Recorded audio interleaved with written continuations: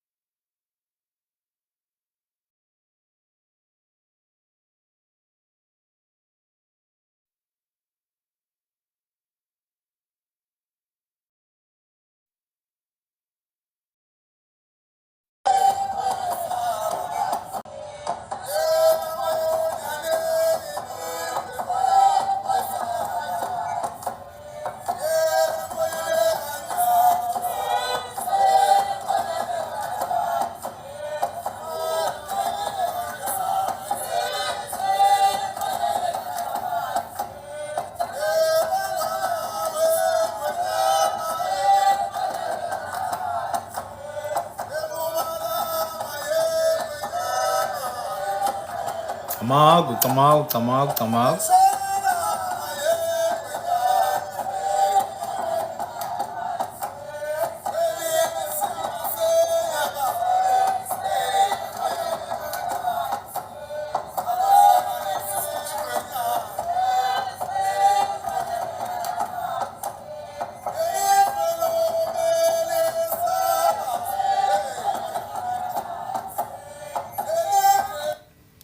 Hey, the network is not good at all. For some reason.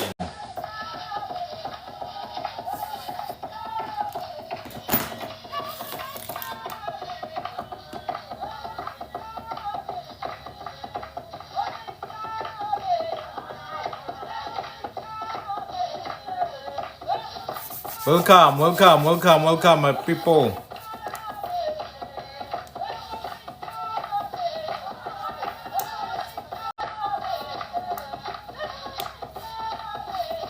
Someone is asking me to explain the origin of his dad.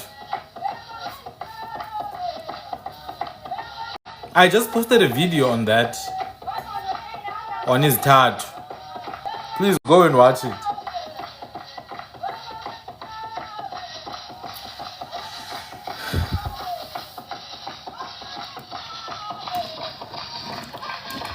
Sanibonani, molweni, bhotani.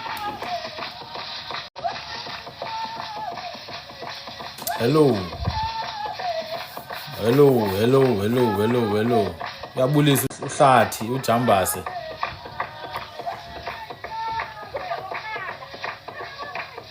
Sanibona.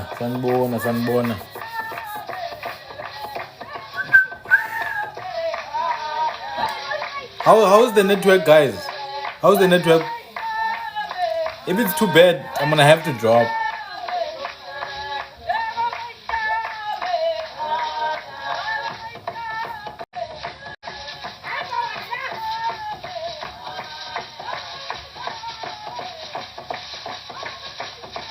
Okay. We're gonna start. We're gonna start. We're gonna start. We're gonna start.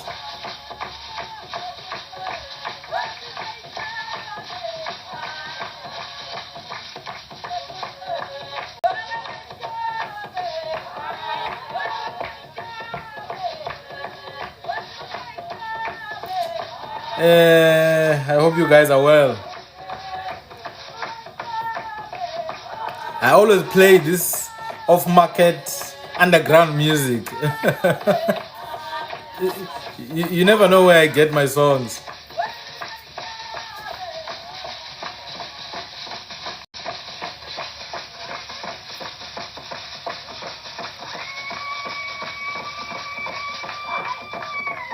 It's good, it's good, it's good, it's good, it's good.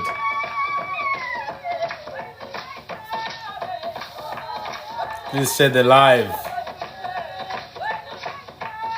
My music comes from many different sources, yo.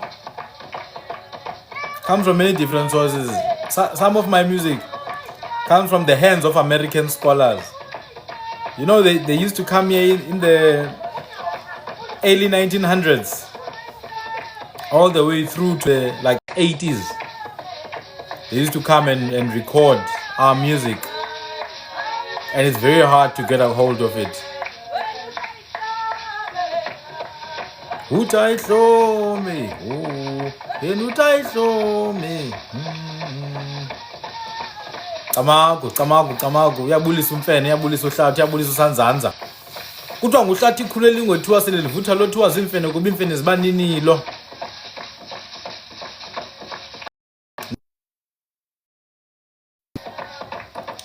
They did help preserve a lot of things because of the stuff that they wrote about. A lot of them have been digitized now, you see. Yeah, they digitized it and archived it, but they monetized. One thing Europeans are good at is monetizing. Yo, they will monetize at scale and sell your culture back to you. Oh, I show me. I show me. Oh. Hello.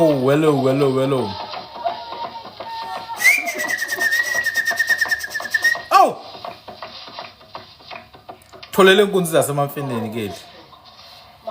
Someone was asking me today. I want to talk about abantungwa, and amalala, and you know those things, ne? Because I couldn't do it yesterday. But someone was asking me to explain. That's a good album. That one's a good album. Someone was asking me to explain the origin of Istatu, but now I just posted a video on it. Istatu, the clan of the Khwe clan. So in the 1600s, there's actual written evidence. Between 1686 and 1689, there was a lot of Europeans in the Eastern Cape. Some had survived a shipwreck called Stavenis. They literally walked from Eastern Cape to the Cape Colony, or they attempted to. Now, the beautiful thing is that they saw who was in the land. They saw who was in the land in the 1680s. So they wrote about that. And they had very high opinions of amaXhosa, by the way. Very high opinions of amaXhosa. They wrote about Amampondo Mise, about Tembu and all that. 2, in 1689, a ship that was created in the Cape Colony.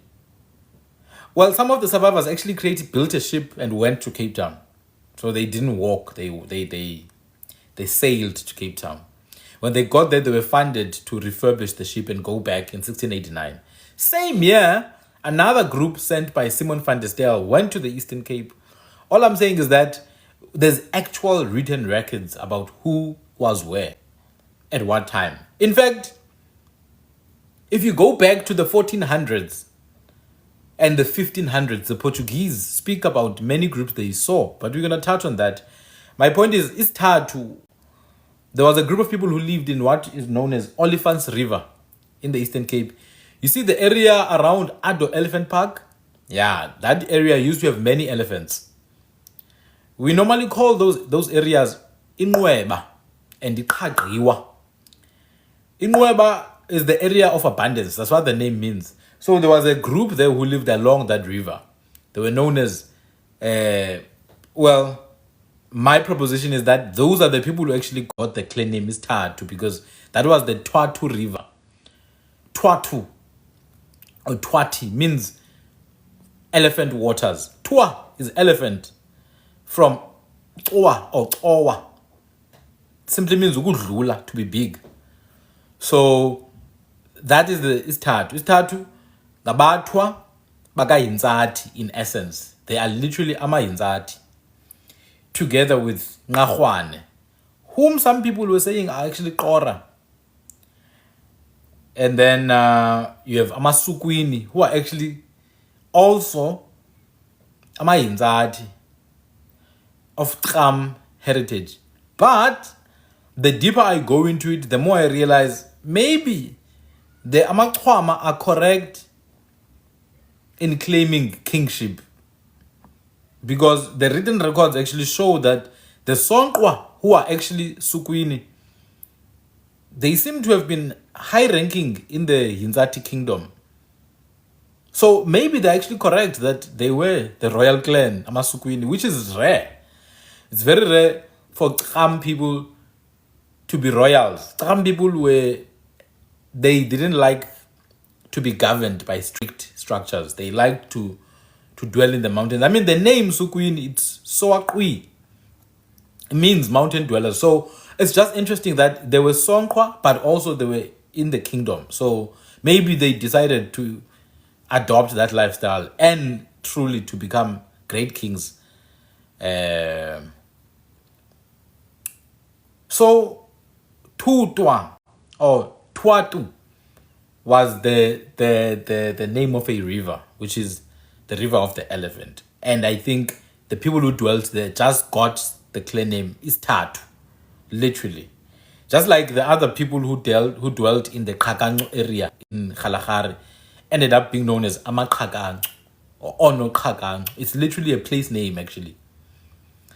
Twa is a Hinzati dialect word to say Owa. Owa in isiXhosa is for Indlovu or specifically the elephant. But in Khwe and Khwemana languages, the elephant and the giraffe actually share names. All their names simply mean to be above or to be bigger than. Like Indlula Miti, the one that is bigger than the trees. Indlovu, ukudlova is to go through something, to surpass something. So Owa in the Hinzati dialect is Toa or Tua.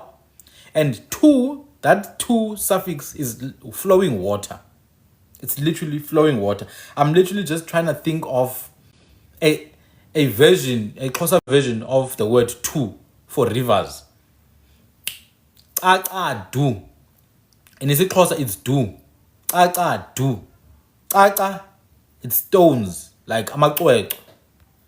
Du is water. But also Ngadu. It's a place in Eastern Cape, Ngadu. That do there. So du, Ngadu. In the Hinzali dialect, it's tu. Twatu. It's Tatu. The Elephant River people. That's where the Isitatu clan name comes from. They are Grinkwa people. They are Khwe. So that's the whole thing. And yes, they're dark, some are light, they generally taller than your average, idea of what a Khwe is supposed to look like. They are generally taller. So I'm gonna talk about Ngadu is where the Galega Great Place, the Xhosa Great Place is. It's in Ngadu. That's true. We're gonna start now with Abambo, Amalala, Amatonga, Amanambane, and Abantungwa, but with particular focus on Amantungwa, because I did touch on Abambo in the previous live when we talk about Amahlubi and Amazizi. I'm gonna continue playing one more song. Maybe the network's gonna improve, and then we're gonna start. Please tap your screen and share the live.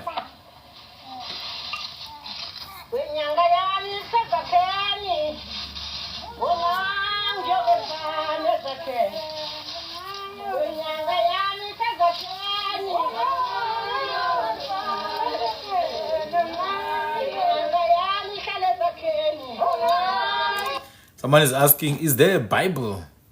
A closer book that's like a Bible that captures amasiko?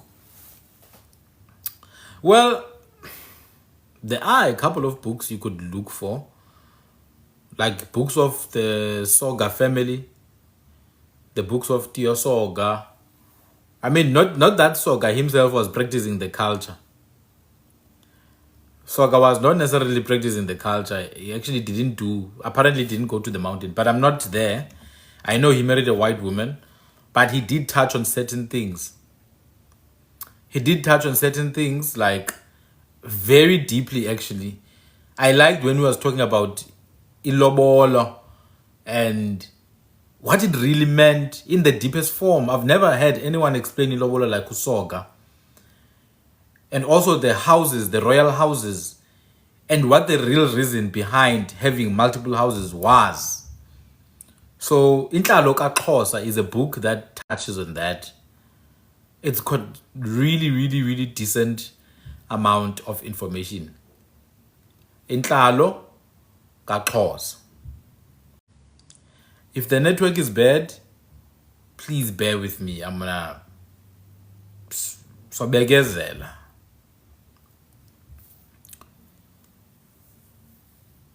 Alright, Jambasa. Hi, Jambasa. Kube kuhle man. Kube kuhle Jambasa. No, that's very good news, my brother. Kube kuhle. Sandile isizwe samamfene mfondini. That's how my name came about, by the way. Sandile isizwe samamfene. Masande ke buti. So we're gonna start now.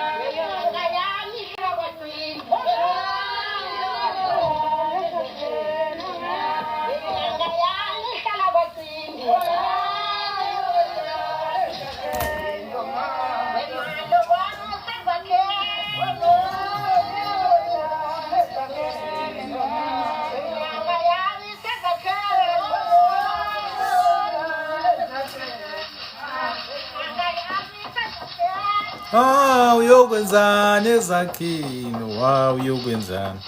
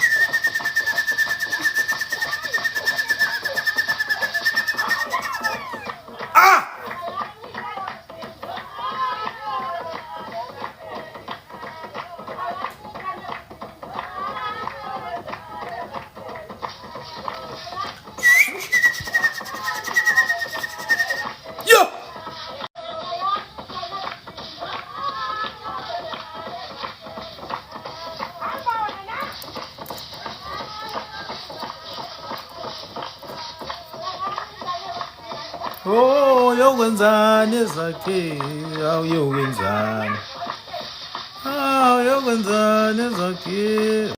Uyokwenzani?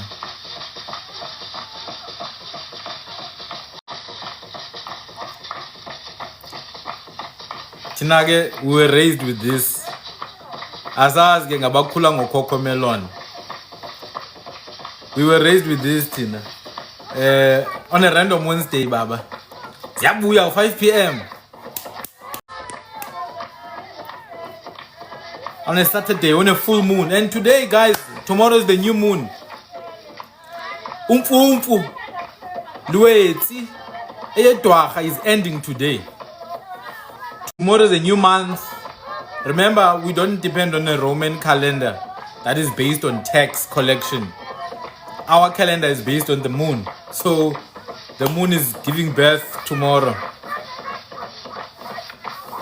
Ow! Suka ndihambe man. Yeah, no. I can feel it. I can feel it. I don't know if you guys can feel it, but I can feel it on my side. I think it's time to start now. I can see you guys are tapping the screen.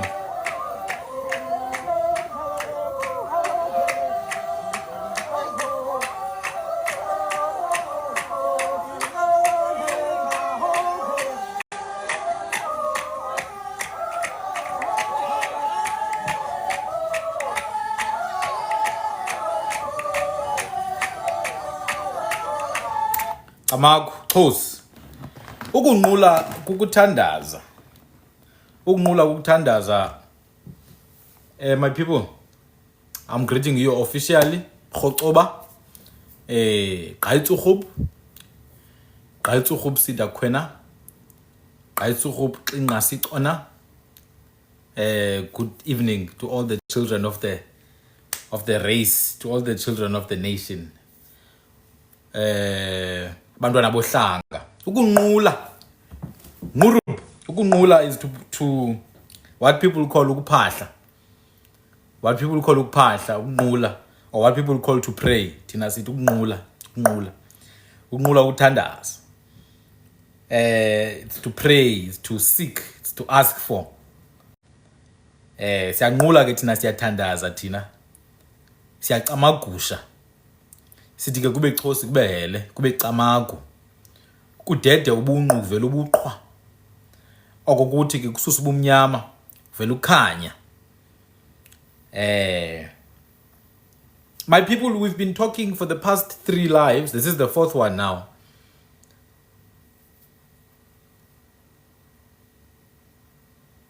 Ukuthandaza is to, okay, so ukuthandaza is actually a word that means to ask for, to seek help. It was very hard for me to find the etymology of the word until I went a bit further up. So there's a group of languages, such as the Ichware languages, and not even Shona, but Tumbuka languages. They still use this word to pray. So when they're asking you for help, they will say Tandiza.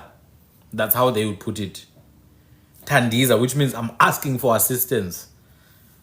The za at the end would mean then to prompt you into action, in essence. We know the da. We know the da.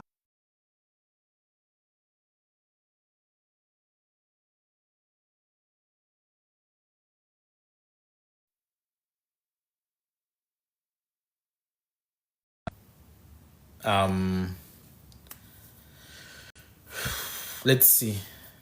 I've rebooted my network. I genuinely hope it's gonna improve. I've even downgraded to like a lower grade. But I can see it's still saying that I lost connection. I don't know anymore, guys. This thing is not even a matter of wireless or whatever. Like, if I'm going live, then that stops working. But if I'm just doing other stuff, like, it works. Just let me just go to my network portal. Let's do 4G. Let's apply. I genuinely hope it's gonna improve.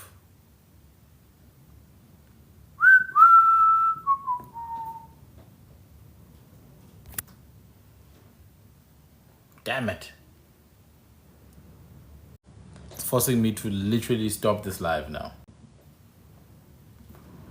Because what is the point of doing a live when there's actually no internet. And I can promise you, I can stop the live and actually go and stream a movie and it's going to be perfect. Okay, I think it has improved now. Just confirm. On my side, it looks green. I guess then that's our cue to get started immediately.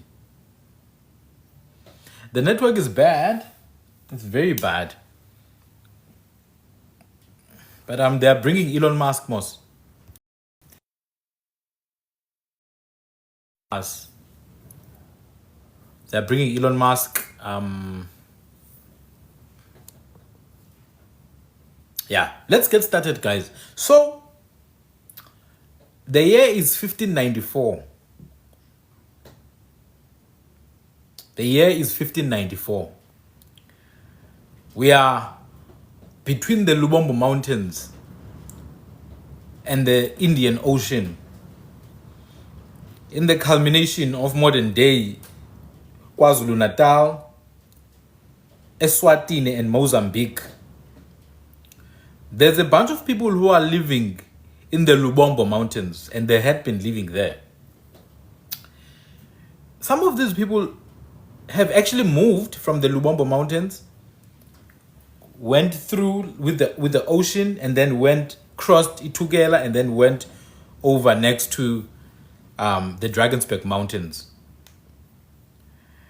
One striking characteristic of all these people, they are generally called Abambo. Regardless of who they are, anyone who's around Lubombo, they are called Abambo. It's not because they come from a man called Mumbo. That's a modern invention. It is not because they come from a person called Mumbo. That is a modern invention. In fact, if you go to the oldest genealogies given by oral accounts, you will not find Mumbo. You will not find a lot of things that, if you go today and check what is the lineage of Abantu Bakwamkhize, you will see they come from Mumbo and Dlamini and what. But if you go like 3 lineages that were given like 150 years ago, they don't contain a lot of that. Same thing if you go to the lineage of Odlamini Nkosi Baseswatini, 150 years ago. There's a couple of characters that today you will see, but they were not there back then. So all I'm saying is, I'm going to trust something that was like said by the mouth of people who were closer to the ancestors than I am. I'm for 400 years in the future. They were like 200 years closer to them. Few generations closer to them.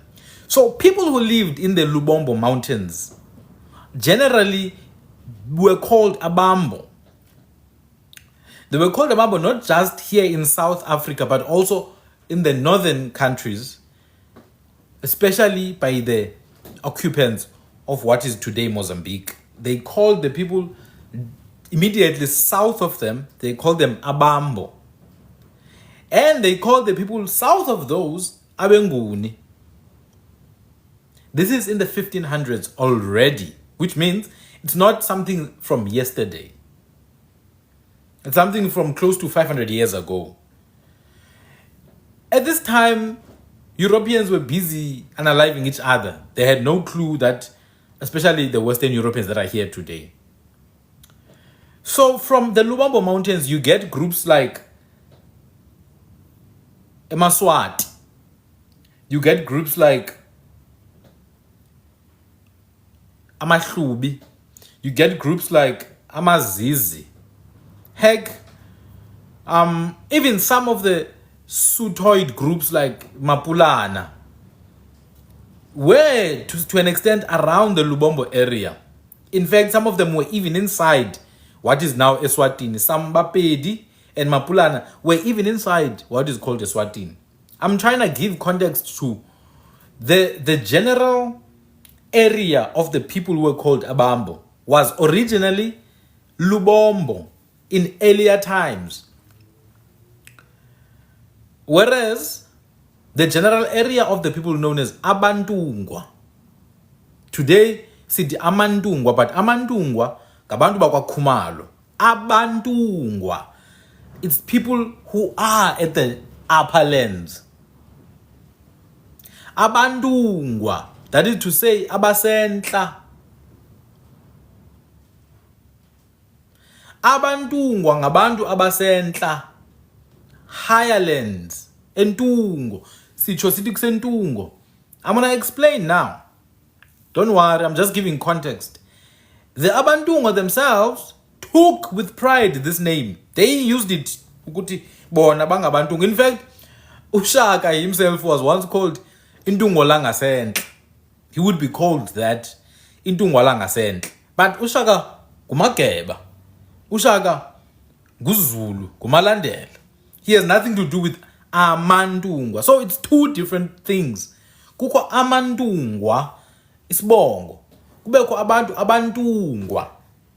Just like kukho amanguni. Amanguni isibongo emahlutshini. Kubekho abantu abenguni uluhlu lohlanga. So it's important to understand these things. Abantungwa existed in contrast to abasezantsi. Abantungwa existed in contrast to abasezantsi. That is to say, the other groups now, like Amadebe, especially Amadebe, and Amalala. These two groups were generally known as abasezantsi. Amadebe and Amalala. This is the kind of people like Ocele.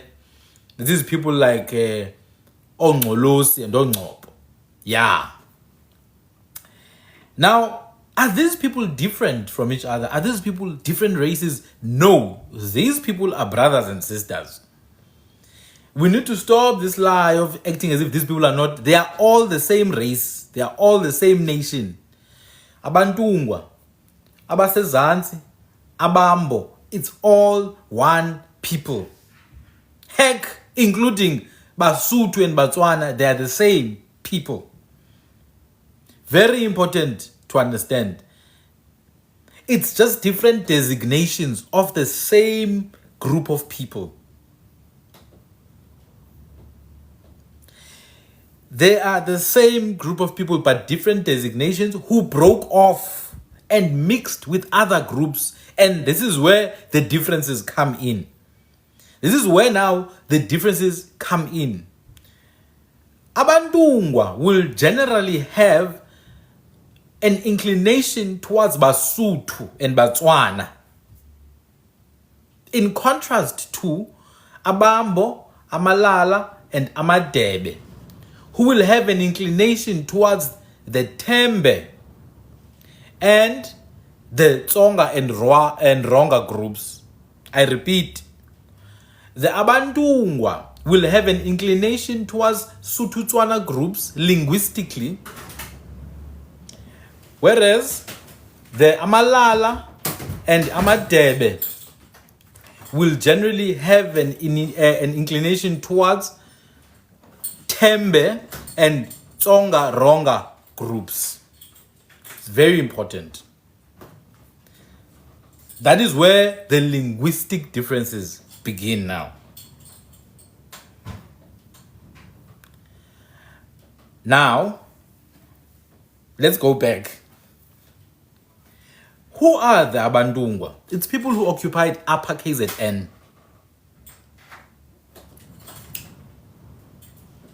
It's people who occupied Upper KZN.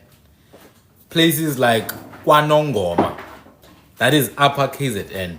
So they would share borders.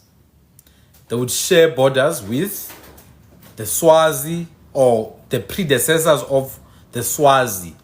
And even what became the Tonga people. Don't worry if you feel like I'm all over the place. I'm trying to give context. I'm going to go into each group and where the names originate from. Let's start with Abambo. We had already explained that Imbo refers to the action of digging. Ukumba, Khwipa or Khwepa. It has to do with the action of mining. These are the mining class of indigenous Southern African natives. This is the mining class of people.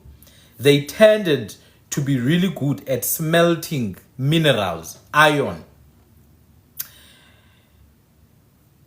You see, in isiXhosa, for example, a person who's really good at smelting iron, they are called ilala.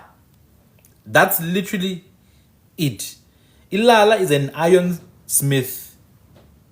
So Abambo would generally, you can see clearly it has nothing to do with some mythical king called Mumbo. It's their profession, it's their industry that they are known by. Even if they are not necessarily from the same lineage, but they have a general industry of mining and trade in metals and iron. Now look at the location of Abambo. It stretches from Libombo, which brings them in close proximity to Delagoa. It brings them in close proximity to Delagoa. Give me 2 minutes. Give me 2 minutes and I need to sort something out. Not even 2 minutes, just 30 seconds. I just need to lock one of my doors and then I'll be back.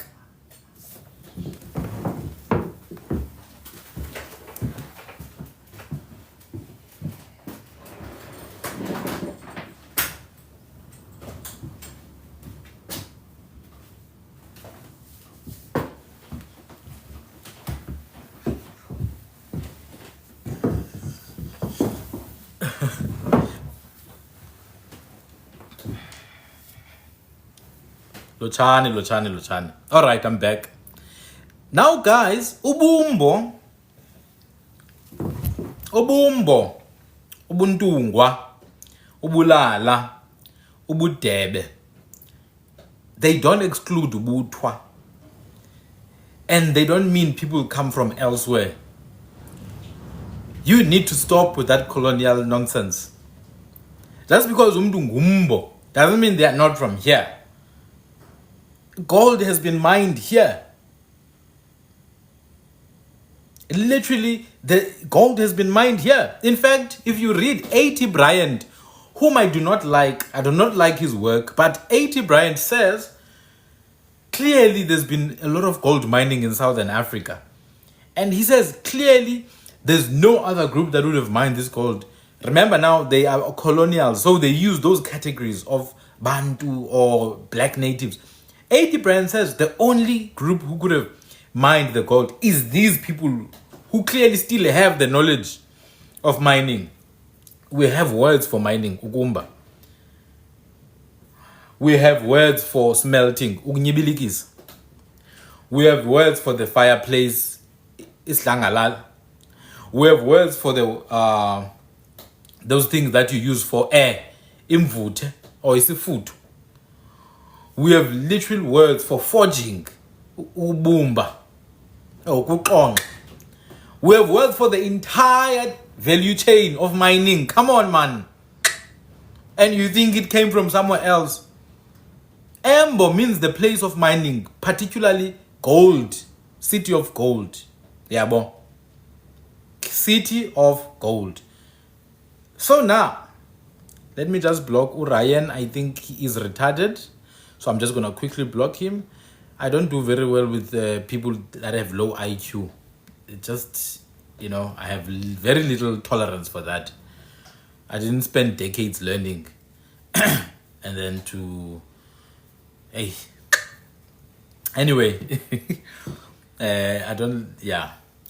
So, Kuyemba in Shitsonga. Suyembani. It's miners. And there's even amongst the Batsonga, Bahlanganu, Tembe groups, there's Mayembane. It's just interesting that Suyembane is a miner. There's the Mayembane people from Umyembane. So it's just interesting. Anyway, so mining has been a very old industry in South Africa. In fact, the presence of gold itself has been known for a very long time. Jan van Riebeeck, when he arrived here, he actually met with a gaub of Tsinikwa people. If anyone knows the Western Cape, there's a place there known as the Ouwerberg. Basically on top of the mountain. That's what it means, Ouwerberg. There's towns like Swellendam, Caledon, River Sonnenrand, Robertson, Brier, Rivier, Grabo, and about Rivier. I know this because I have a lot of family in those places. Yeah. There was a particular group that had a strong affinity to Xhosa since before. They were called Iniqwa, particularly those ones. Now, those people, they are recorded in writing by Jan van Riebeeck himself. The chief at that time was Suswa, the grandfather of Doga, who was later called Klaas. Klaas, by the way, is a Dutch word for Nicholas. So they would shorten it as Klaas. It's generally Niklaas or Niklaus. So you see a lot of Klaas colored and Klaas Xhosa people. I haven't seen Klaas in other groups, but I know colored and Xhosa people have a lot of Klaas in them. So that particular group of Klaas, aka Doga, the descendants of Suswa literally said to Jan van Riebeeck, there's gold in this country. Go to the east, you'll find it. Jan van Riebeeck couldn't go, unfortunately. But there was a chief there in their presence, Aintina, who was married to someone from the east. In fact, if you read the book House of Palo, Jeff Perez mentions this, that in the 1650s, there was already a Xhosa woman there in the Western Cape Colony nonsense. So he then promised to show Jan van Riebeeck the woman when she wears the gold and all that. Jan van Riebeeck took out a ring. Like, do they have this thing? And they were like, yeah, they have this thing. I'm just trying to show you that Europeans in South Africa did not come to the knowledge of gold in the 1800s. They always knew. They literally always knew. Hey man, we've been played here. This is actually why the second governor of the Cape Colony, Simon van der Stel, who was actually not white. He was half white, but also half Asian. He was a mixed-race governor of the Cape. Simon van der Stel, Stellenbosch is named after him. Simonstown is named after him. And the Simonsberg mountain in Stellenbosch is named after him. He sent Isaac Schrijver to Kreidok, Graf Reineck, which is actually Nweba. It's Nweba, the place of abundance, to go and find the gold. He didn't come back with the gold. He was supposed to go a bit further. Just 5 days. He was going to find it in places like Qong or even Kagriwa. Anyway, because in Nquba, I have a painting from 1770. In Nquba, the Prince Maote, son of Mdange, he was drawn by Jacob Robert Gordon. He drew Prince Maote wearing a golden chain with 3 moons, 3 crescents, and a star. I know Conrad de Buys. That one, he came back a bit later in the 1700s. Isaac Schrijver was there in the 1600s. But even Isaac Schrijver was not the first. 3 years before Isaac Schrijver, in 1686, there were many Europeans there. Many Europeans, many of whom were survivors of a shipwreck called the Stavenis. One of those survivors was a little French boy who was adopted into Xhosa society in what is now East London. He went and learned Xhosa in the 1600s. Hey! But even before that, in 1554, Sao Tome, the Portuguese ship, and Sao Bento, the Portuguese ship, were wrecked there in the wild coast of the Eastern Cape and KZN.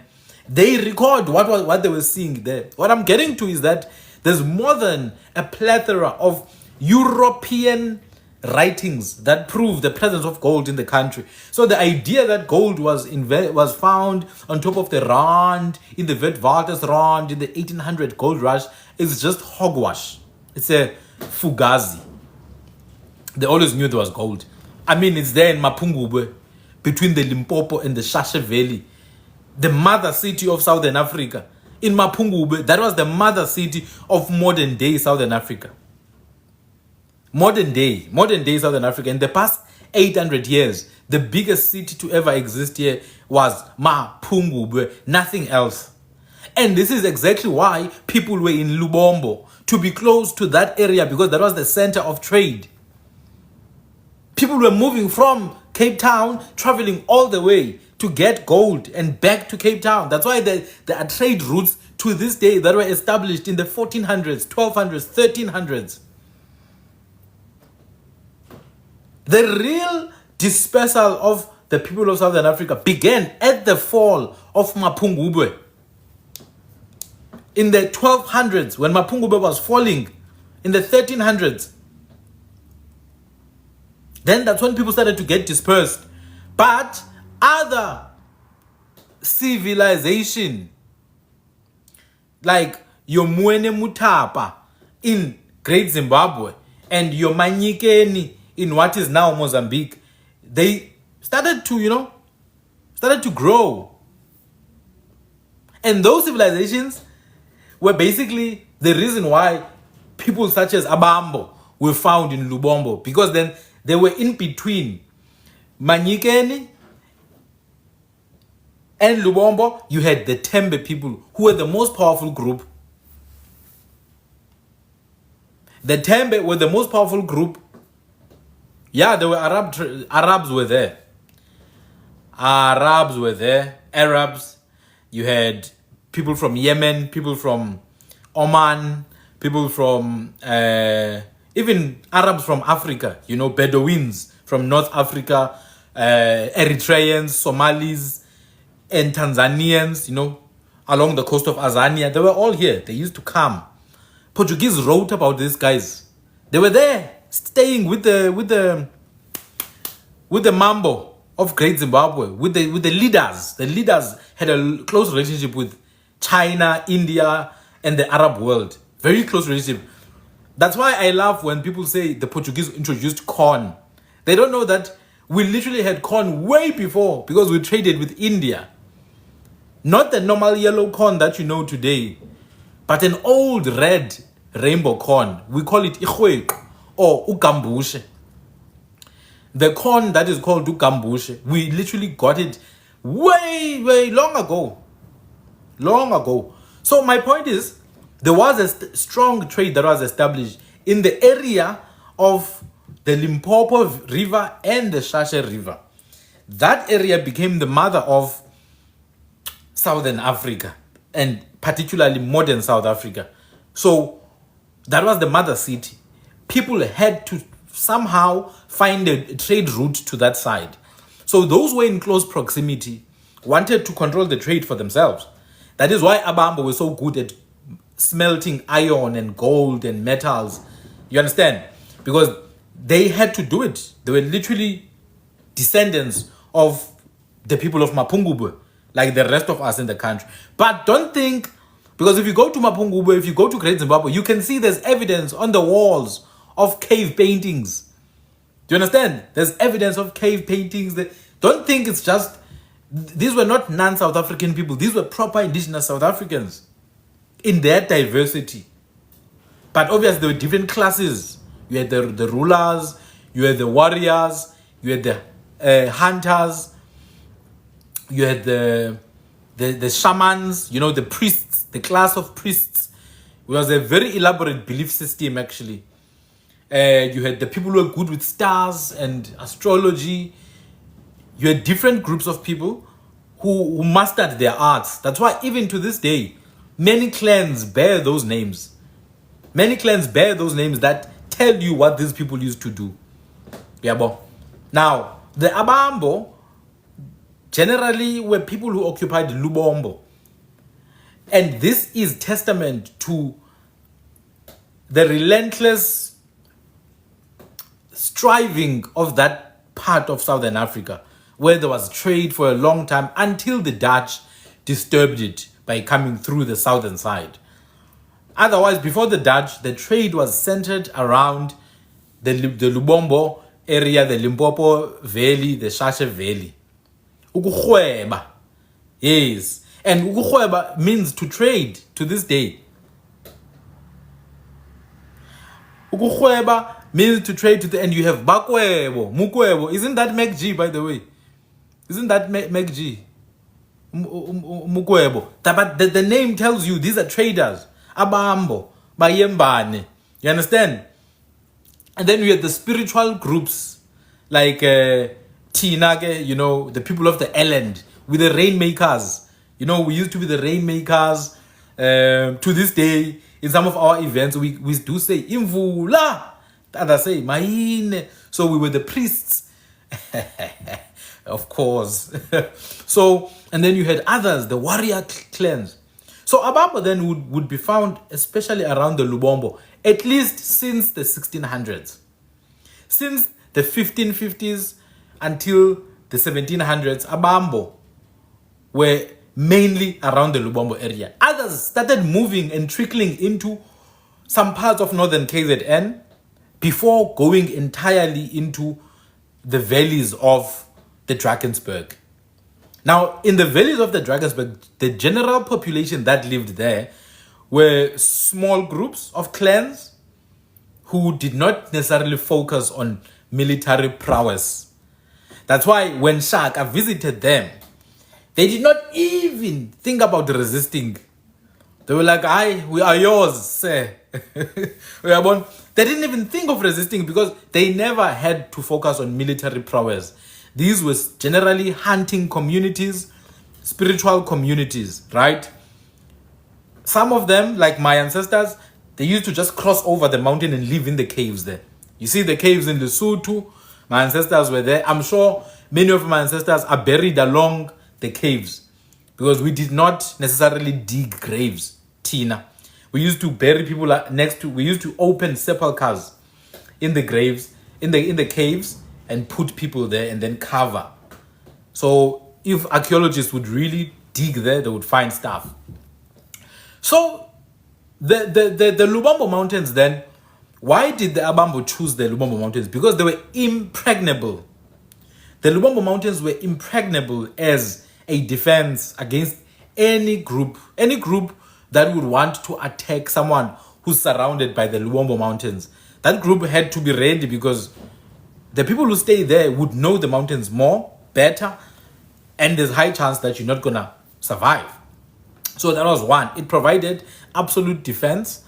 But two, it meant that they had proximity to the Tembe Empire, to Delagoa Bay, to Portuguese trade, to Indian spices and corn and crops, to silk, to cotton.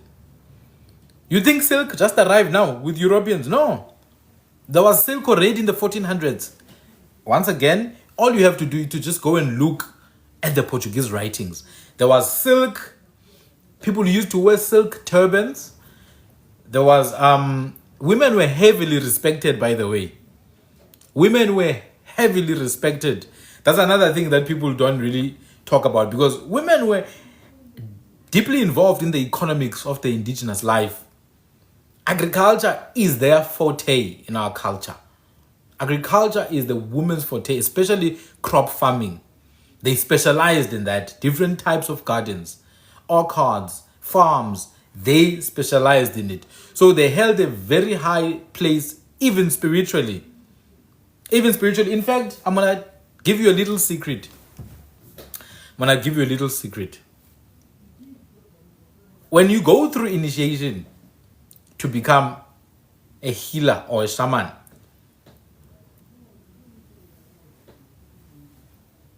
and I'm saying this not with modern day political lens.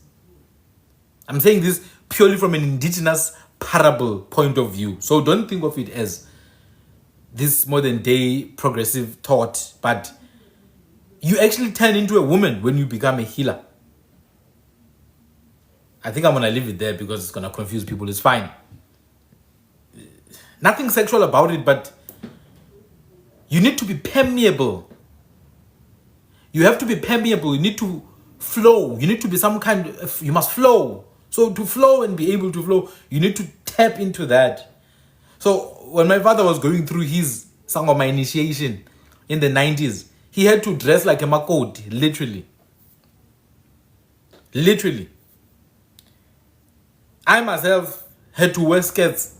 And it's got nothing to do with modern day ideology, but women seem, if you go to Kham and Khwe societies that still maintain ancient life, they tell you straight, Maybe I'll play it for you someday. It's fine. Let me hold right there because it's going to confuse people, but I'll play it for you when they say it themselves that you must wear. Yeah, it's in terms of nurturing, but also in terms of you need to be flexible and permeable. Do you get it? You need to be flexible and permeable. Like things must be able to pass through you. Like water, become water. Because the woman is water. If you actually understand what it means to be a woman and motherly, it's water. That's what woman is. Water, mother. If you know the root word for amanzi or mai and for ma, it's constant flow, perennial nature. You have to assume that perennial nature.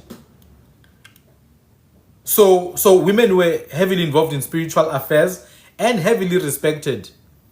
This shocked the Portuguese, by the way. This shocked the Portuguese that if men were walking on the road and they see maybe a princess, they would actually kneel down. Yes, matey. They would actually kneel down and let her pass. Matey is connected to the word mme. Manzi is connected to the word umma. All right, let's go back.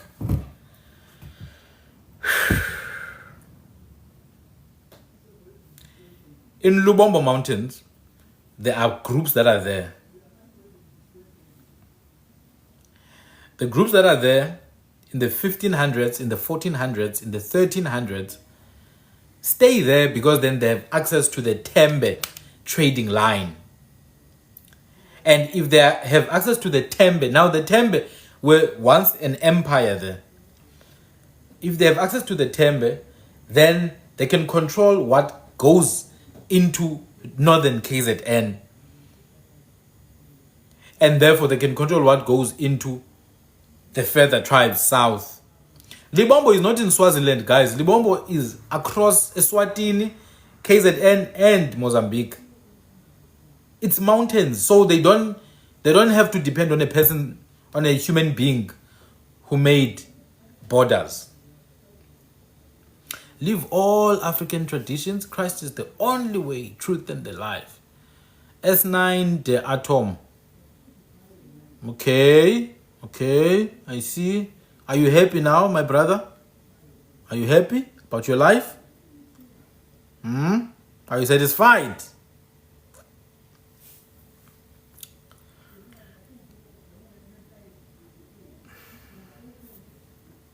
So, the Abambo had a strategic place where they could control the trade that comes from the Tembe people. Some say it's possible that Abambo paid tribute to the Tembe to such a point that the lines were blurred. The lines were blurred to such a point that some of the Abambo tribes then included Tembe in their own clan names.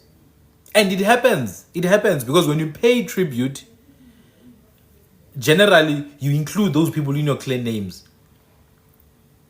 In fact, I'll give you an example. When the Khwe people of Lesotho and Free State, the kin people of Amakwat, when the Khwe and when the Khwe people of the Drakensberg were seeking protection from Mushweshwe of Bakwena, they took the Mukwena last name. That is to say, they swore allegiance to Bakwena. And therefore, they stopped calling themselves Khwe or Outle, as they would call themselves. They call themselves Ngwenya, Bakwena in Lesotho. When they moved over to Mpumalanga and Eswatini, they became Ngwenya. But these are Khwe people. In KZN, they were called Amankeshe. Some of their descendants, Abakwa Duma, like Ndando Duma. So that's what paying tribute and allegiance to a royal family has done. Many groups that paid allegiance or swore allegiance to royal families ended up taking, yes, Dumom Tombin, a massive section of them are Khwe descendants. In fact, they still maintain those rain-making traditions, abanye babo. I know they've been struggling with the conservation parks because they need access to the land to perform the rain and healing traditions. So they were fighting a lot with the conservation parks to be able to access the land. So Abambo then would have been this group that had a massive access to a trade network with the Tembe. But it's not just, and by Abambo, I'm just using an umbrella word. This includes the modern day Swati groups, Omahlangu, Omagagula. This includes Bampulana. These are groups who are in that area. This includes Omnisi, who were actually independent. This includes Omdluli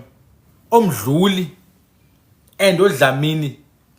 All different groups of Dlamini. Nkosi, Dlamini, Sibalukulu, Dlamini, Zizi. These are groups and offshoots of Abambo. This includes Amapembe or Imipembe or Amangelengele, who were later known as Amahlubi. And in their ranks they have Okaba. But this also includes Ogumede Bakwamanukuza, Omashabana. In fact, Amanukuza or Kwamashabana were once in 1594. In 1594 were written about by Portuguese. And this is 1594.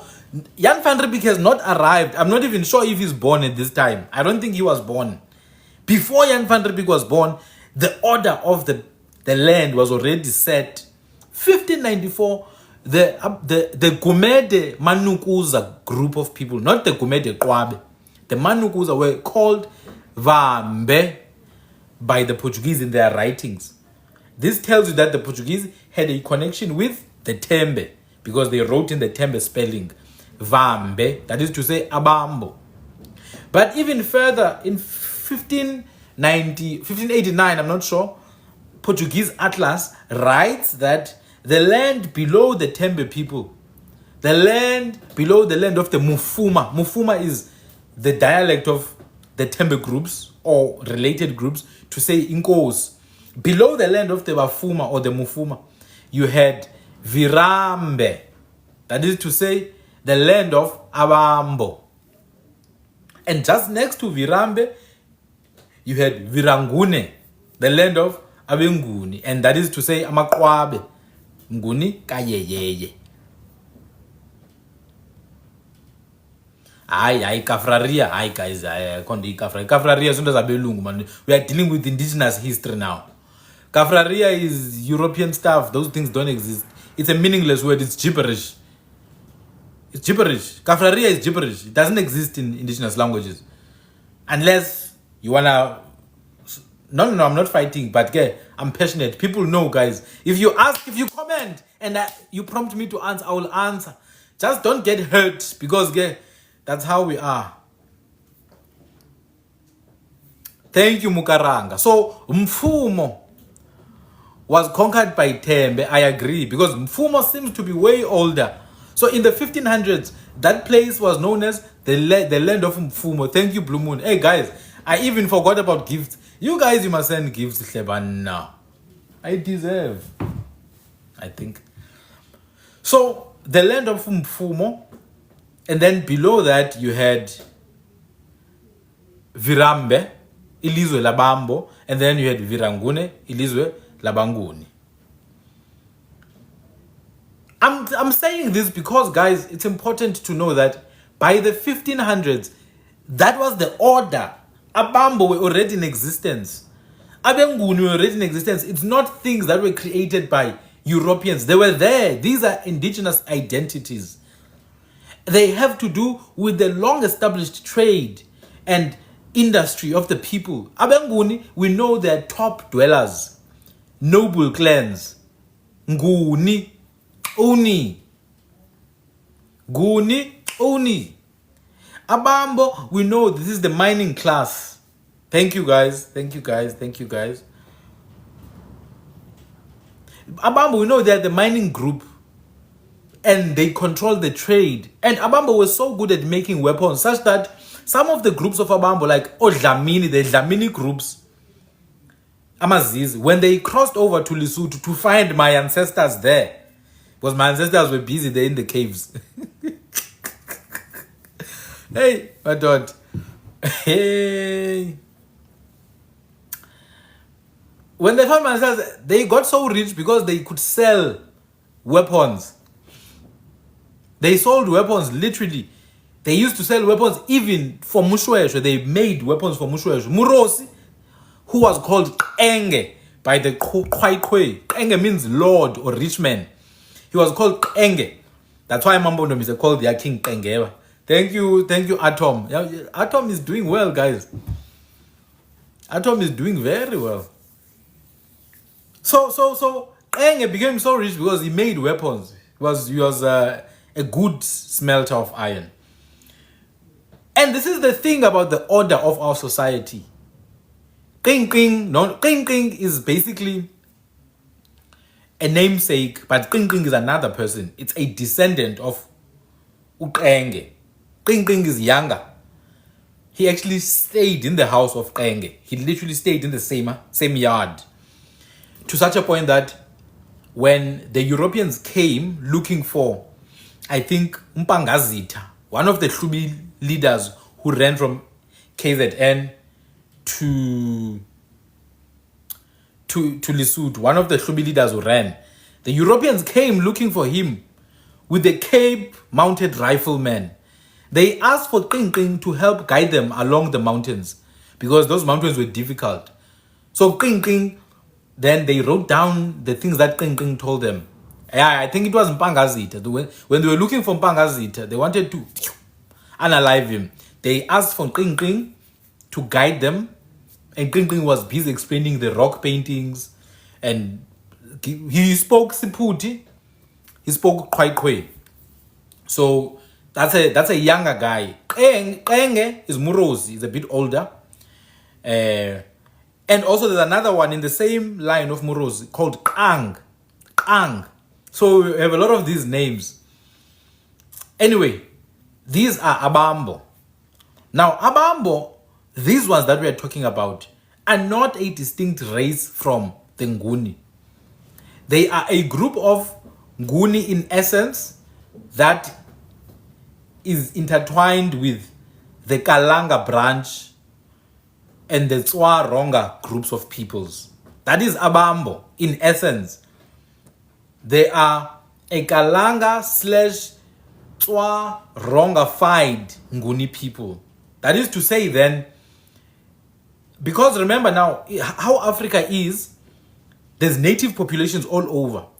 But from below Eritrea, you had the coast of Azania, that is to say, the people of Kenya, and you had Tanzania, which was a massive trading area as well. In Tanzania, you had many different groups of people coming together. Mozambique, the strip of land called Mozambique, also feeds into there. Some of the tribes in Mozambique are much closer to people in Tanzania. And then if you go to the south of Mozambique, you find people that are much closer to the South Africans. That transitional group there did mix with some of Abenguni in a way and produced what we understand as Abambo. But Abambo are Nguni. I repeat, Abambo are Nguni. In language and in genetics. Nguni, there's Abantungwa, Abasezansi. And then you have Abambo, and then you have Amalala. Amalala, Amadebe, Amatonga, and Abambo. They have one characteristic that makes them similar, is their language.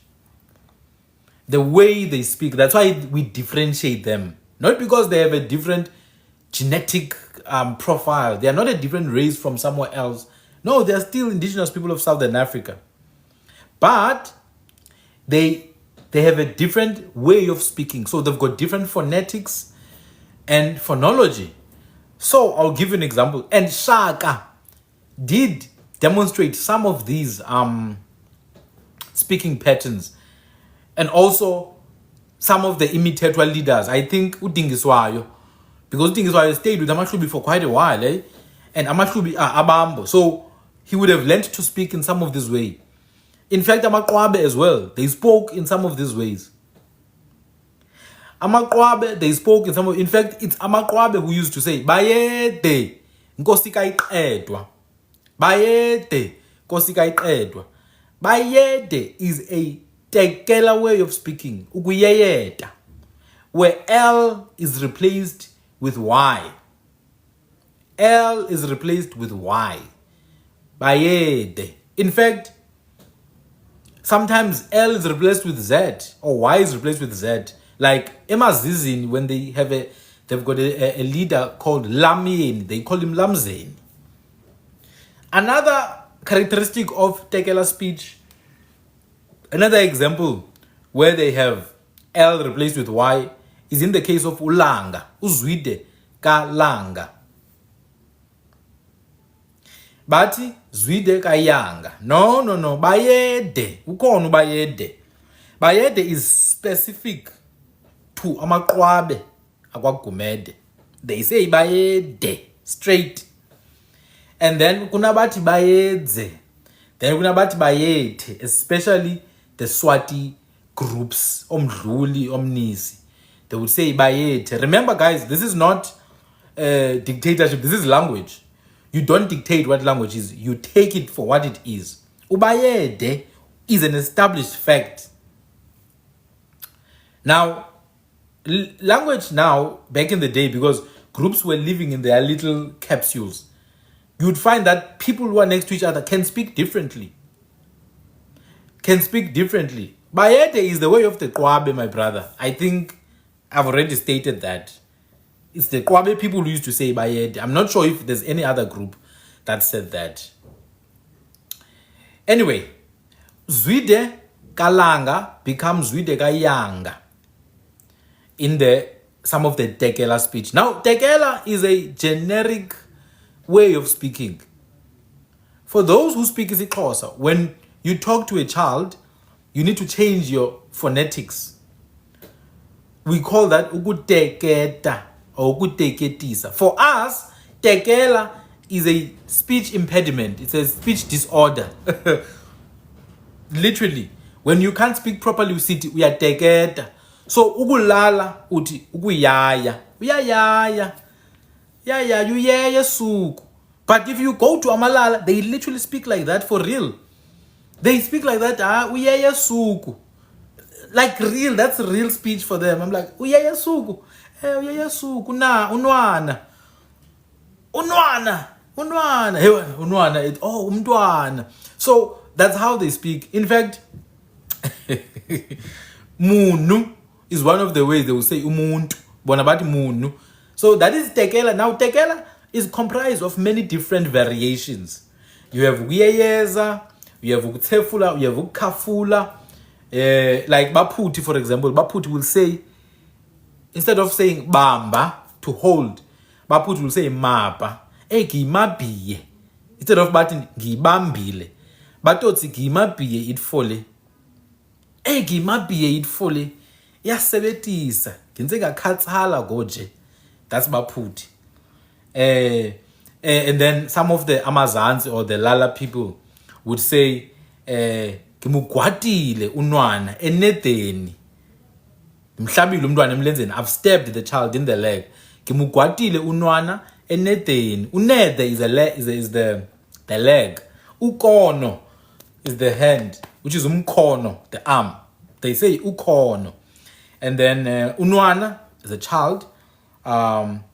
Unilo is the fire. Unilo. So, and I'm not reading it anyway. If you think I'm reading, I'm literally trying to think, where do you find the current community of the Tekela now? Oh no, Siswati is Tekela mos. Siswati is Tekela. Siputi is Tekela. So when they say Tinzaba, instead of Izindaba or Indaba, that's Tekela. Whereas Zunda uses harsher sounds, stronger sounds, like Indaba. You have amaXhosa, they are the harshest sounding group within the Zunda. Indaba, even the accent of his Xhosa most, it's very strong, that one.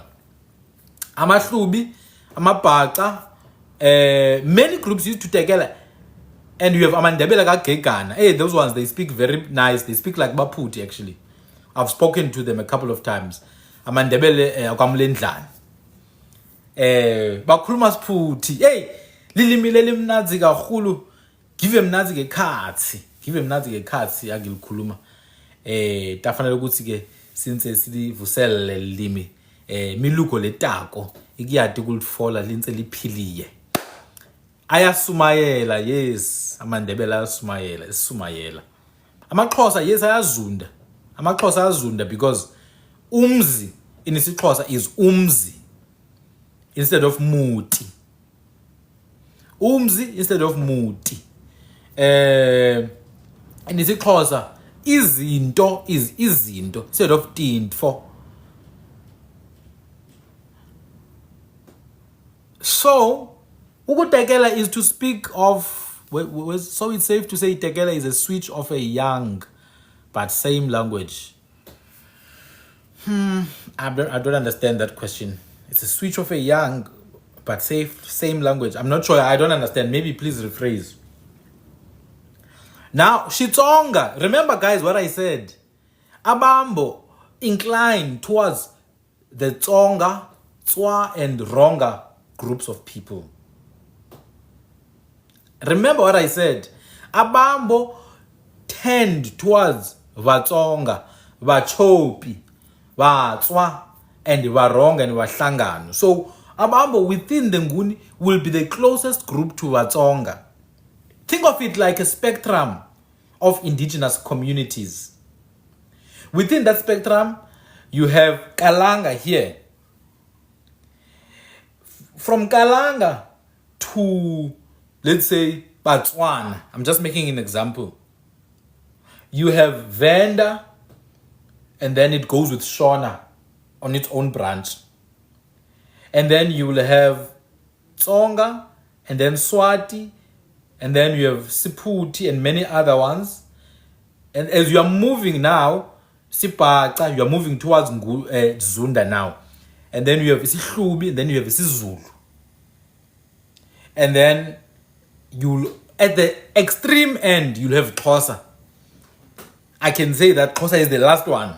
Like, it's the very last one because it's a very harsh language, that one. It doesn't play it straight. Yeah, bo. Now, Ovambo is definitely on the Tekela side. There are certain characteristics of Ovambo that have Tekela elements in them. It's definitely on the Tekela side. Chivenda does have Xhosa elements. I agree. It does. For example, siyandindiza. Ndikhoribua ngamandla. In isiXhosa, ndiyabonga ngamandla. Okay. I'm just trying to explain, guys, that the reason why Abambo will be similar to Vatsonga, they literally lived in the same place. They literally married amongst each other. They literally, obviously, share genetic ties. So, Abambo, remember we said Lubombo, but in Lubombo you had the Tembe, you had the Ronga, just in the vicinity.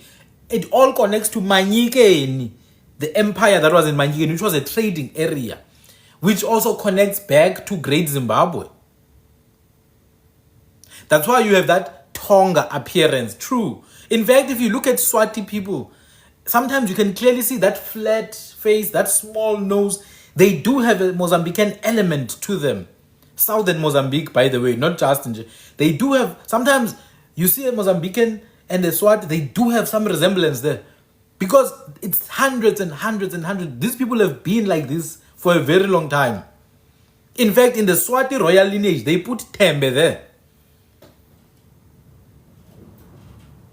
Amatonga Nguni,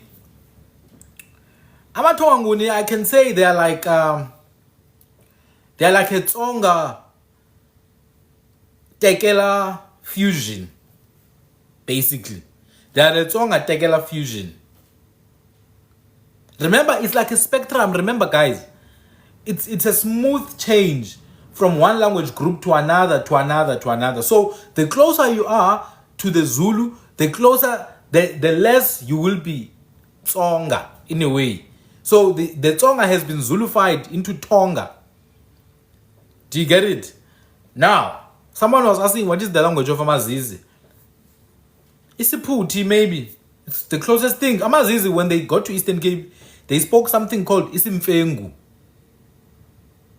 They spoke something called Isimfengu, so it died out. Dimi, go for it. Anyway, guys, so I'm not discussing the lineages of Abambo here. Amahle. Hlati Jambazi. Well done, man. Welcome to your beautiful baby girl. Welcome to her. Hey, my dad. That's very good, man. That's very nice. That's very nice. So Amakwabe, the Kwabe Zulu people literally literally Zulu in essence. They come from the same line as the Zulu Mageb. They are like a break off from the royal line. The Kwabe Mgunika Yeye Kumede Malandela. They are like from the same. But Puma is Lului ascending Malandela. Whereas the Kwabe, not Kwabe man, the Gumede of Manuguza are actually more related to, what is this? The Tekela groups. They are Tekela. Kabambo, they are Tekela. Related to groups like Ngumayo or Ngumayo. Yeah, bon. Okay. I'm not discussing the lineages and genealogies of these groups. I'm not discussing the lineage of the Dlamini Nkosi. I'm not discussing that, but udlami usobhuza woqala wazalwa ngundungunya, undungunya yena wazalwa ngungwane, ungwane wazalwa nguhlubi, uhlubi yena uno brother wakhe uDlamini. That's not what I'm discussing today. I'm telling you who is Abambo, why they are Abambo, and where they were, and how they differ from the next group. Now, with Abambo, there's another group that is overlaying with Amazansi. But Amazansi now are in contrast. They are in contrast to Abandungwa.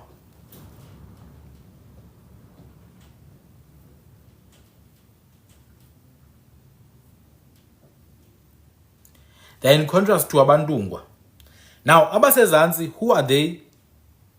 It's Amalala, Amadebe. And these are some of the oldest groups, by the way. They are literally some of the most senior groups in that region. By old, I mean they've been stable for a very long time. They haven't been moving. Yabona most the other groups like Ongamalala, they are moving from northwest Lesotho. They are coming back.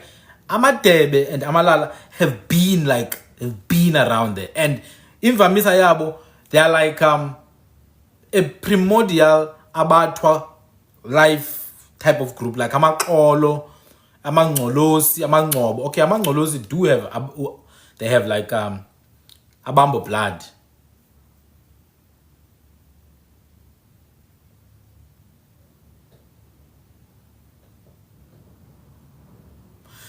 So now, no man, guys, there was no CBC day in Tanganyika. It's impossible. Ay. Ngeke. Andivumi. Andivumi. Naphakade. Soze, uyabona amampehle? Umakhulu wami lo. Ucabasha ukombo zibomvu. Komo zika ibeka kulokani. Udikani ulubisi. Ucabashe. You think you can find ucabashe? Tanzania, Kabasha means red cows. It's a Kora word. Yay, my daughter.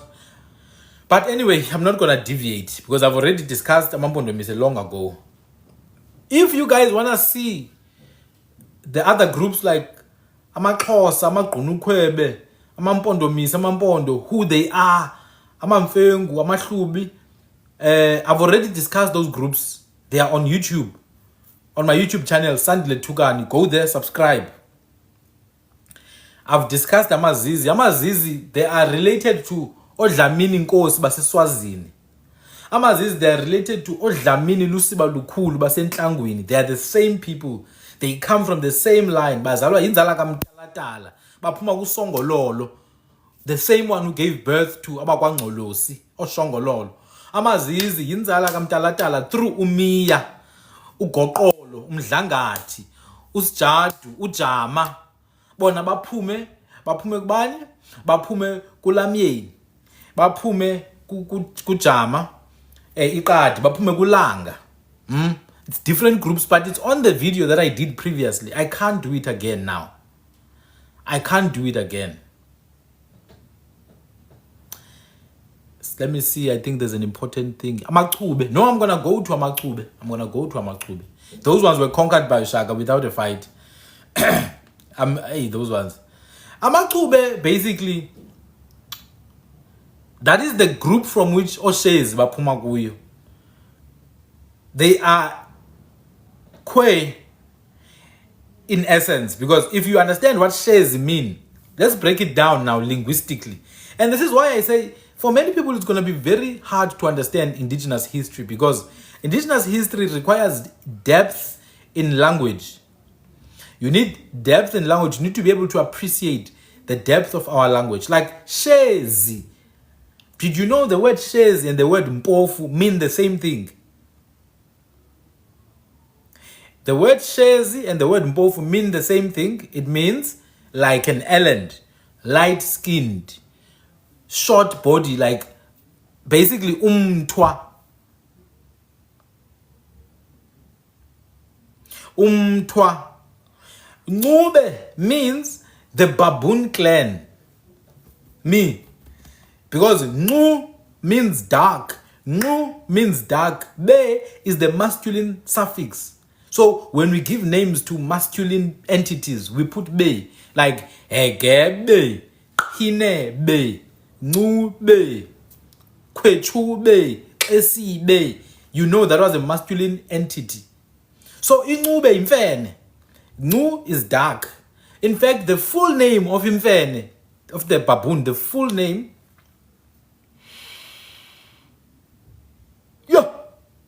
the full name of a baboon, it's Nguhama, Ingwama. Ingwama. No. A baboon clan is not always Kalanga. If you go to the caves there in Lesotho, in southern Lesotho, you will see the baboons are drawn all over. Baboon was a very, very important animal in the life of hunters, because it is the best one to steal things, especially because you hunt and also you steal cattle from the tribes next to you who keep cattle. So the hunters used to take the herbs that are eaten by the baboon, bend them into powder, which is known as ikubalo labatagat, ikubalo lotikolosh. Take that powder, cut incision here, so that when I use my bow, it can hit the target. I'll put that powder there. So the baboon was a big part of hunting culture as well. It's also big within the Kalanga communities. In fact, the Ngube who use the baboon, some of them who are in Zimbabwe, it is said that in ancient times, they used to use what? The eland. And this is where the connection with Shezi comes in, because Shezi is the eland people. In fact, you see the 10-cent coin, you see the color of the 10-cent coin. It was called Ishezi. There's a dictionary by Uvilakazi, a Zulu dictionary, very good one. Get that dictionary by Udoke no Vilakazi. Go there, search for Shezi. They will tell you straight, Shezi means bushman. That's it. The crazy thing is that the Shezi at some point were even taken as part of the Abantungwa, including Amachube. They were taken as part of Abantungwa, not Amatekela, Abantungwa. So Khube, Ngube, Shezi, Mlotshwa. These are Drakensberg dwellers. These are descendants of the so-called Bushmen of the Drakensberg. In fact, the river Umtshezi itself, Bushman River. Come on, guys. Abantu abampofu. You also have Impofana here, or Impafani. Same word. Thina sithi Canzi. Thina sithi Canzi. Canzi. Because Thina, we are the singabantu behlathi mosandit. Singabantu behlathi. If you go to Kwinkia, the word Canzi means the bush itself. And then if you take it back, Canzi, it literally means the Ellen people. Go to the desert in the Kalahari. You will find them there. They've got a head that looks like mine. It's there. It's like this. Inhloko yabo. Umtombeni. Uthi benzeni ohadzabe. No, Dube does exist. Ukhona uDube. Remember, Dube is the zebra. It's Dube. If you go to Kora languages, and even in isiXhosa, the word Dube is an indigenous word. It's Daube. Daube. It actually means the one who walks a lot, the one who likes to move around, always on the road. Now remember, Dau means to walk. It's a path. Umzila. So Daube, it's an animal that always lives. Umzila. Always on the road. So Idube is an indigenous name for the zebra. In fact, they've got a group of people known as Amadosini, the Dawson Case. That is a Kora descendant group of Odube. So Dube is an indigenous name. I just wanna correct that. But let's just close on Abambo. Ne? Now, if you go to Abambo, you'll have to also talk about Amalala. You'll have to talk about Amadebe. I'm not gonna give you the clan names, guys. They are already there online. All you can do is to go online and check Abambo clan names, Amadebe clan names, Amalala clan names. What I'm telling you, these people are also related to the other groups, but they are differentiated by phonetics and their proclivity and proximity to the Tswa, Ronga / Tonga groups. That is to say, they have a long history in the northeastern part of South Africa and the Lubombo region. They were big on trading and mining gold.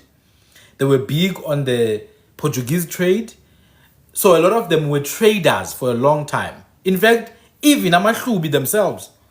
Amahlubi were traders. They were traders, Amahlubi. That's how the royal families got rich. That's how they got rich. But Amahlubi also had a strong Sotho influence. Not now. It didn't start now when Pangazita went to Basotho. Amahlubi had a long Sotho influence. That's why they used to wear izishuba. Amahlubi didn't do the other things that the other tribes were doing, like Ukugaba and all that. They had izishuba and they had umieko, which was called by Amazulu izyendane. Ow! Angigulisi. Wangigulisi. Saqedza lubombo ngokuhlehletela. Kuthiwe batsho Dlamini inkosi. Aw! Ezikamswato omnyama. Kulaba luthfuli. uLodvunganzaba wasemaphondweni, uLodvunganzaba wasembelebeleni. Angiyamsaba mina umswati lomnyama. Bathi inkunti lehlaba lezinye. Nyakatho is the north, iningizimu is the south, Mpumalanga is the east, Tshonalanga is the west. Bathi uhlanganise izizwe zonke zaKangwane. It's crazy. So Abambo, I'm not going to deal with which clans are Abambo. Just know that all those clans, they've got similar language, they've got similar phonetics. Now the language may be influenced by climate, weather conditions, but I think most likely by groups that came from the north. One, I think it might have been influenced by groups that came from the north. Obviously, there are groups that came from the north. They were not the majority. So they were welcomed. Some came with ships, with the traders. As you know, there was a massive slave trade as well. So, yeah. And the language might have been influenced as well by in parts by Portuguese and Arabic, but I'm not there. Now let's go to Abantungwa. Umbona obomvu referred to amahlubi. Umbona obomvu refers to corn that came from India. We call it ugambushe. So kwaXhosa or ebathenjini, that corn is referred to umbona obomvu wasembo.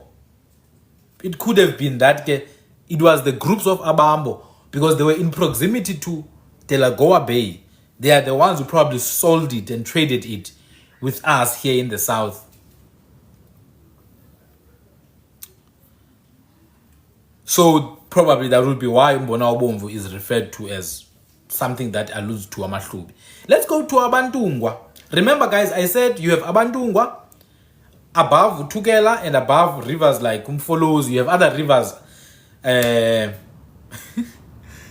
Upongolo. Those are rivers that serve as their borders. Ne? Abantungwa are in contrast to Abasezantsi, which is generally Amalala and Amazantsi. Now, Abantungwa, these are groups that have a strong affinity to Basotho and Botswana, but I think especially Botswana in a way. These are the groups who say sehla ngesilulu silandela izintethe. They say sehla ngesilulu silandela izintethe. They will also say singabe silulu sikamalandela. Isilulu is a basket to contain grain. Isilulu also is a euphemistic word. It's a euphemistic word for isende. That is to say, royal blood. Isende, like direct descent from the king. Now, it's important to understand that even princesses themselves are known as Isilulu when they are referred to. So, bathi behla ngesilulu. Now, let's talk about Isilulu, the actual item. Back in the day, in the 1700s, you would find that Abantungwa have Isilulu, but also the Sotho and Tswana groups had Isilulu. Whereas the Abazansi and Abambo did not necessarily use Isilulu. They would have alternative like Ikimba and other types of bags. So already you could see there's a technological similarity between Abantungwa and the other tribes like Botswana and Basotho. Whereas there was a more technological similarity between Abambo and Batsonga and Barwa and Batswa. No. Isintungwa is similar to Sesotho and Setswana mos. It is similar. Remember, we are comparing different language groups here. We're not comparing the same language group. So if you take Isintungwa and Xhosa, they are the same language group. It's like comparing Isihlubi and Nesiswati. It's the same language group. So obviously they will be the same. But, and also remember, Abantungwa are not based necessarily on language. They are based on where they are located. Most of them, in terms of language, they speak Zunda, which is the same thing that AmaXhosa do. But AmaXhosa are not Abantungwa because they're not in the northern part of KZN, AmaXhosa altogether. AmaXhosa nje ngamaqhakancu nje straight ayixoxa into yabayixabanisa. So Abantungwa, you have like obviously AmaZulu, you have Okhumalo who literally have the name. You have AmaXhube, Oshezi, AmaXolo. Now, let's look at the origin of the name Ntungwa. We already did the origin of the name Ondlangamandla. Now we looked at the name of, we know the name Embo, Abambo. It has to do with digging and mining. Ntungwa has to do with high position, similar to Nguni, actually. It has to do with high position relative to others. It has to do with highlands as opposed to lowlands. This is not, remember now, High is not north. High simply means the altitude. It doesn't mean north, because people like to use these things to say, oh, you guys came from the north. No, you occupy higher lands. You occupy higher lands. A fourth political theory, the language of isiNtungwa in Zimbabwe is very similar actually to Sotho-Tswana languages, in opposition to Tsonga, Ronga languages. That's that. So this is how you must look at it. You see, the Ntungwa languages are closer to Sotho-Tswana languages, but also the culture itself. Whereas the Abambo are closer to Tswa Ronga languages. What we are trying to do here is to explain why there are different linguistic groups and how to see those linguistic groups within Abenguni. Abambo ngabenguni, Abantungwa ngabenguni, Abasezantsi ngabenguni, Amadebe ngabenguni.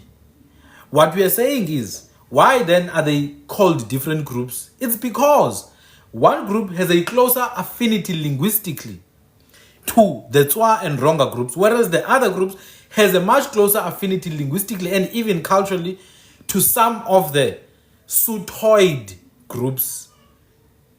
It doesn't mean it's Zulu, it's Sotho, or it's in Ndebele, it's Zimbabwe, it's Sotho. It just means, in contrast to Xitsonga, you would find that isiZulu would have a much closer linguistic tie to Sesotho. In Zimbabwe, for the back, bathi umgogodlo. In Xitsonga, I don't know why the back is called what it's called. Mukaranga wa Gwambe, you can help. Is the back of a person umgogodlo in Xitsonga? I know in Sotho-Tswana languages we have mukokotlo. Oh, nhlana. Umhlana, yes, we also have that. We also have that. Yeah, nhlana. Mhlana, we also have that. Because it's the same. Guys, remember what I said in the beginning of this whole thing. I said these people are all the same. We are trying to understand and class and explain the categories. It doesn't mean isiNtungwa is not similar to other languages. It's to say there's a stronger linguistic. If you study phonetics, you will see Ngi is the same as Ki. Linguistically, that is literally the same phonetic sound. One is a voiceless one, Ki. The other one is a voiced one, Gi or Ngi. It's the same sound. In linguistics, that is the same sound. It's a velar sound. It's a velar sound.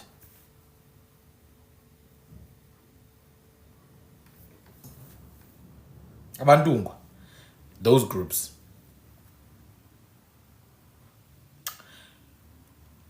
I wanna say this. Abatwa then, where do they fit in all of this? They fit in all the groups that I mentioned. For example, within the Tsonga, literally you've got groups like Vatwa, you've got groups like Bochauke and Yohlengwe. That's Twa ancestry right there in play. That's Twa ancestry there in play. We said it about Amaqhube, Abakwashezi, Amaqolo, Omchunu, Chunu. Come on, guys. It comes from the word urub. Urub. A quiver to contain spears or arrows for hunting. Batabanye umchulu. Now, what does Ntungwa mean? It means phezulu. And therefore, abantu baphezulu.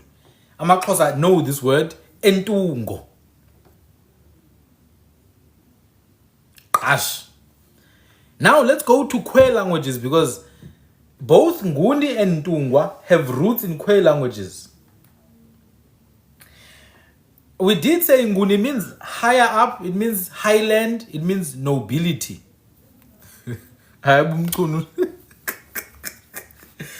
Yeah, no, umchunu is a quiver.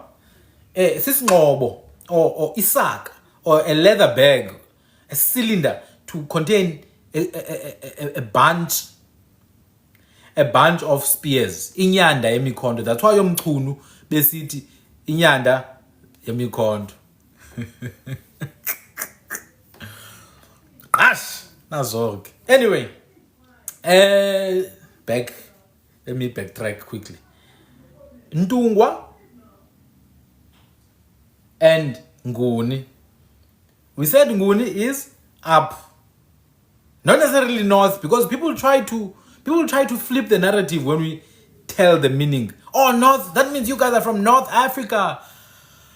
Ah, man, not this again, guys. We've shown you all the European writings are literally proving these people, there is no group in Southern Africa right now, including Vatsonga, Vavenda. In Southern Africa, these groups have always existed in Southern Africa. If there's any group that came elsewhere, it must have been some other group, but it's not the modern groups. And if you don't understand how societies are formed, this is a topic you must avoid at all cost. The topic of the movement of people. Avoid it. Don't engage in it. Unless you understand how societies are formed, unless you understand philology, unless you understand linguistic at a above average level, don't comment on how people move around. There is no Bavenda who come from elsewhere. There is no Amaxhosa who come from anywhere else. These groups were literally initiated here in Southern Africa by 3 foundational bloodlines that come from the same group, from the L0 DNA cluster. That is to say, from Abatwa. From Abatwa. So, Bukoni, Abanguni are people who occupy highlands or noble people. You go to Kwemana, it's Oni. In fact, in Namibia, there's a group of people known as Aunin Ice. That is to say, Abantu Basenguni. Aunin Ice. Aunin Ice. If you go to Kwinkia, when they refer to a Mutswana who's of a high ranking, a royal Mutswana, a noble Mutswana, they call him a Gona, which in Shivenda is Vangona.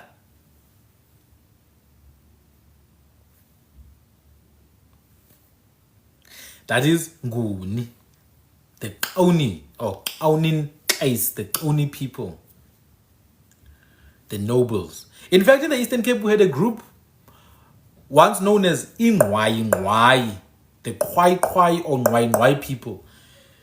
Nobody knows who they are today, and that's the thing, man, because these are indigenous people. They didn't see themselves as different so that they must differentiate themselves from others. It was an indigenous affair, indigenous society. The identities change over time, but we used to have a people known as Ingwai. To this day, the word Ngwai is used to refer to someone who's highly valued. Hey, Ingwai Mfondini. Ingwai, you always hear. That's Nguni there, Highlander, noble people, people of high birth. Now let's go to Ntungwa. I already explained it means up. In isiZulu, abasentungwa, abantungwa. Even in A.T. Bryan's book, Nguni has nothing to do with not sinning. The word Nguni has absolutely nothing to do with abantu abangoni. Guys, I'm so tired of these things. Don't come with those things here. Abantu abangoni, people who don't commit sin. Come on now, guys. Aye, man.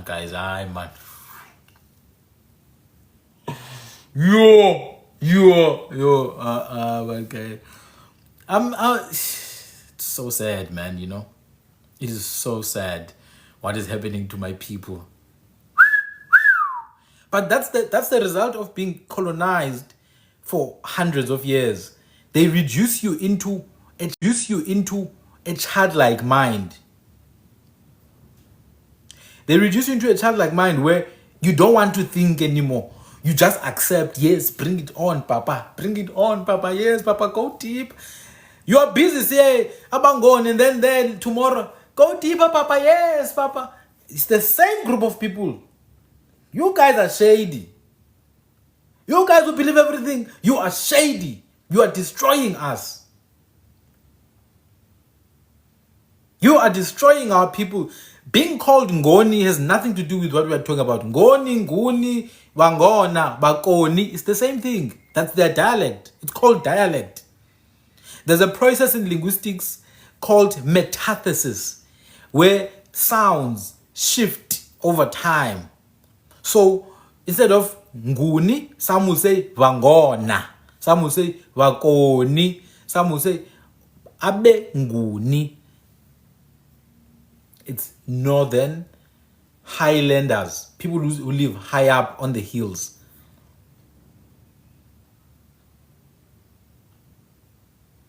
Now, these are the same people who talk about Khwe here. These are the same people who say there's a group called Khwe. There is no group called Khwe. Never has been, never will be. Never. Khwe means people. There's different nations. There's Khwe who speak Gikrikwi. Khwe speak Gikrikwi, which we call Khwe. There's Khwe people. There's Khwe people. There's Ngungkwa people. There's Auken Swakakwi people. There's Kho people. There's Khung people. There's Jew people. There's Kha speakers. There's Kwadi people. There's Kwemana speakers such as Ora, such as Gurikwa and Gurikona and Kohokwa and Inikwa and Kamakwa. There are Gunukwa. There's Damunkwa.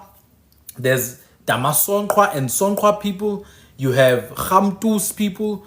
There's so many groups. I could go on and on and on. None of them are Khwe. They are just people. They could call themselves Khwe, Kwi, Ju. Abaju, ngesixhosa. Asihloniphe esiXhoseni. Umuntu ongumama xa ehlonipha. If a woman is married into a house with a man called Bantu Bonke, for example, Holomisa, his name is Bantu Holomisa. The wife of Holomisa's son cannot use the word Abantu ever. Once she gets married into that family of Holomisa, she has to say Abaju, or Abaju, or Abanyu, or Abanyatel, or Abaneuk, or Abateuki. Those are different ways to refer to people. It's part of our culture. Anyway, back to Abantungwa. What does the word Ntungwa then mean in Khwe? In Khwe, there's a word Ngu. Ngu means high, to be above. It's Ngu. Xhosa people, when you sit above something or when you land above something, what do you say? Ndati Ngu.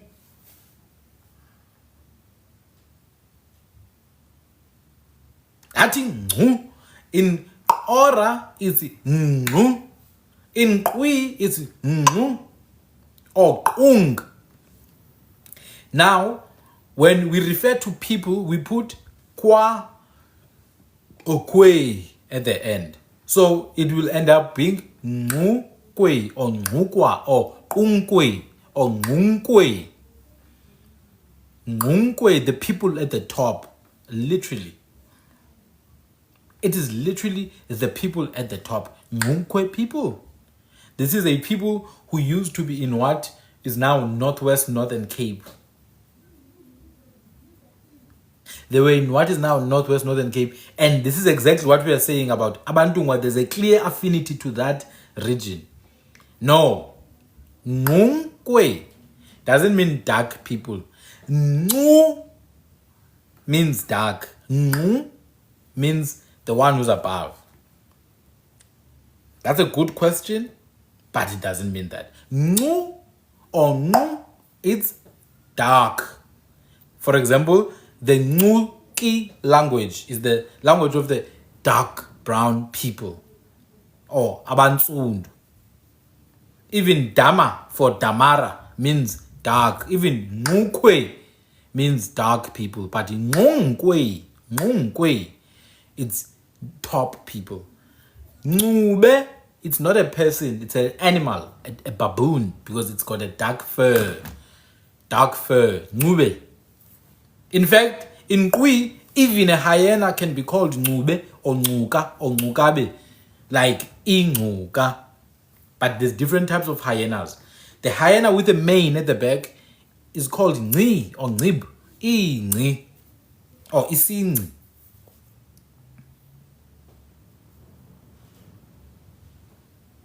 So Ngungwe or Ngungwa or Ntungwa, literally the top dwellers. There is no ancestor of Amazulu called Ntungwa. Never has been. But they are still called Abantungwa. Intungwa langasenhle, Intungwa lohlanga. Ushaka was called that, but he didn't have an ancestor called Ntungwa. Just like Amahlubi have no ancestor called Mumbo, but they are still called Abambo. So you must stop personifying every single thing that exists out there. You know, mna ndingumfene, mna ndinguhlathi, ndingujambasi, ndingulisa, ndingucanzi, ndingusanzaza, ndinguhlangomveli wenu usidulu ngube mhlophe. Ndingumfene ezimabutho ahlukana xa kutshona ilanga. Uhlathi lingothiwa lothiwa zimfene kuphela ngoba zilo baninilo. Ndingusidunsa usandlalanca. Mabona bulawe ngathi ngumthakathi. Ndingwakwamayikana wakwaVibisi wakwarhwala emgodleni. Ndiwakwageqa amatye, wakwapheka iphemphem neqhakuba ngengxawana. Ndiwakwancola ngemhluti amante kona.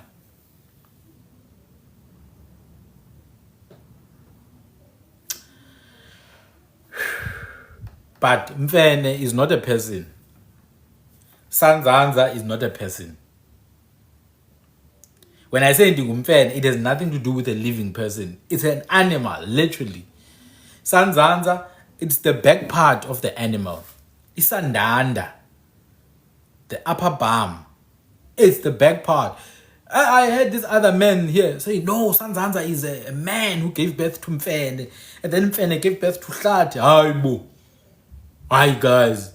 Hlati is literally the bush. It's literally the bush. In Kwinkia, it's Kanzi. Kanzi. That's why we call ourselves Kanzi. It has nothing to do with a living being. No one was alive who was called Hlati. If there was a person called Hlati, he was named after the totem already. Uzangomvelweni, Jambase. Jamba is to be ugly, like a baboon. Jambase, the one with an ugly face. Yeah. Auntie, it's the baboon. No, it's the bush, sorry. It's the bush. It's not a baboon, it's the Hlati. It's Kwinkia, actually. So, ukujamba is to have an angry face, a protruded jaw, like, you know, jamba se is to like personify the word, jamba se. Like, punga she, sotondo she. You know, you're personifying it. Oh! Jambase madoda ulisa ucanzi. Sangomvelweni. Oh! Bushulaze wakabuswayo, obuswa zizwe zili-11. Omdluli kaloku ngabambo abo. They are some of the earliest people elubombo in what is now known as Eswatini. They are some of the oldest people there, omdluli. Ngabambo Mpela, together with Omaseko, but Omaseko ngamancamani now. They are Khwe descendants. Ngamancamani. Now here's the thing.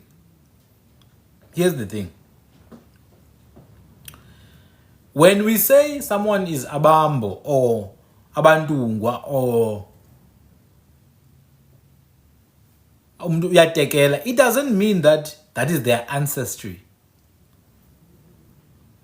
Very important, guys. I've told you there was no ancestor called Ntungwa or Mumbo. I disagree. You can prove it that there was. There's no Mumbo anywhere else. Nobody except a title, maybe, like of the rulers of Great Zimbabwe. Mambo.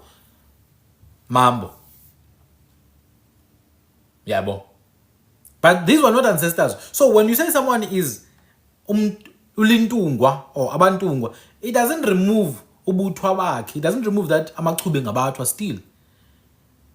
Izichwe, they were there. In who's this?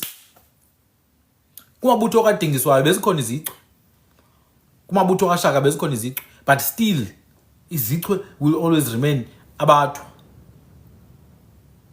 No, the rulers of Zimbabwe had the title of Great Zimbabwe. A title Mambo. Not Abambo as in an ethnic culture, but the title Mambo. Just like the title Mwene Mutapa, the owner of the conquered land.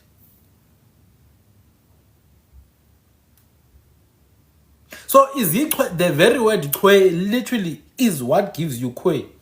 You understand? Or even Uthulilwe Zichwe, the dust that is made by these short bushmen when they are running.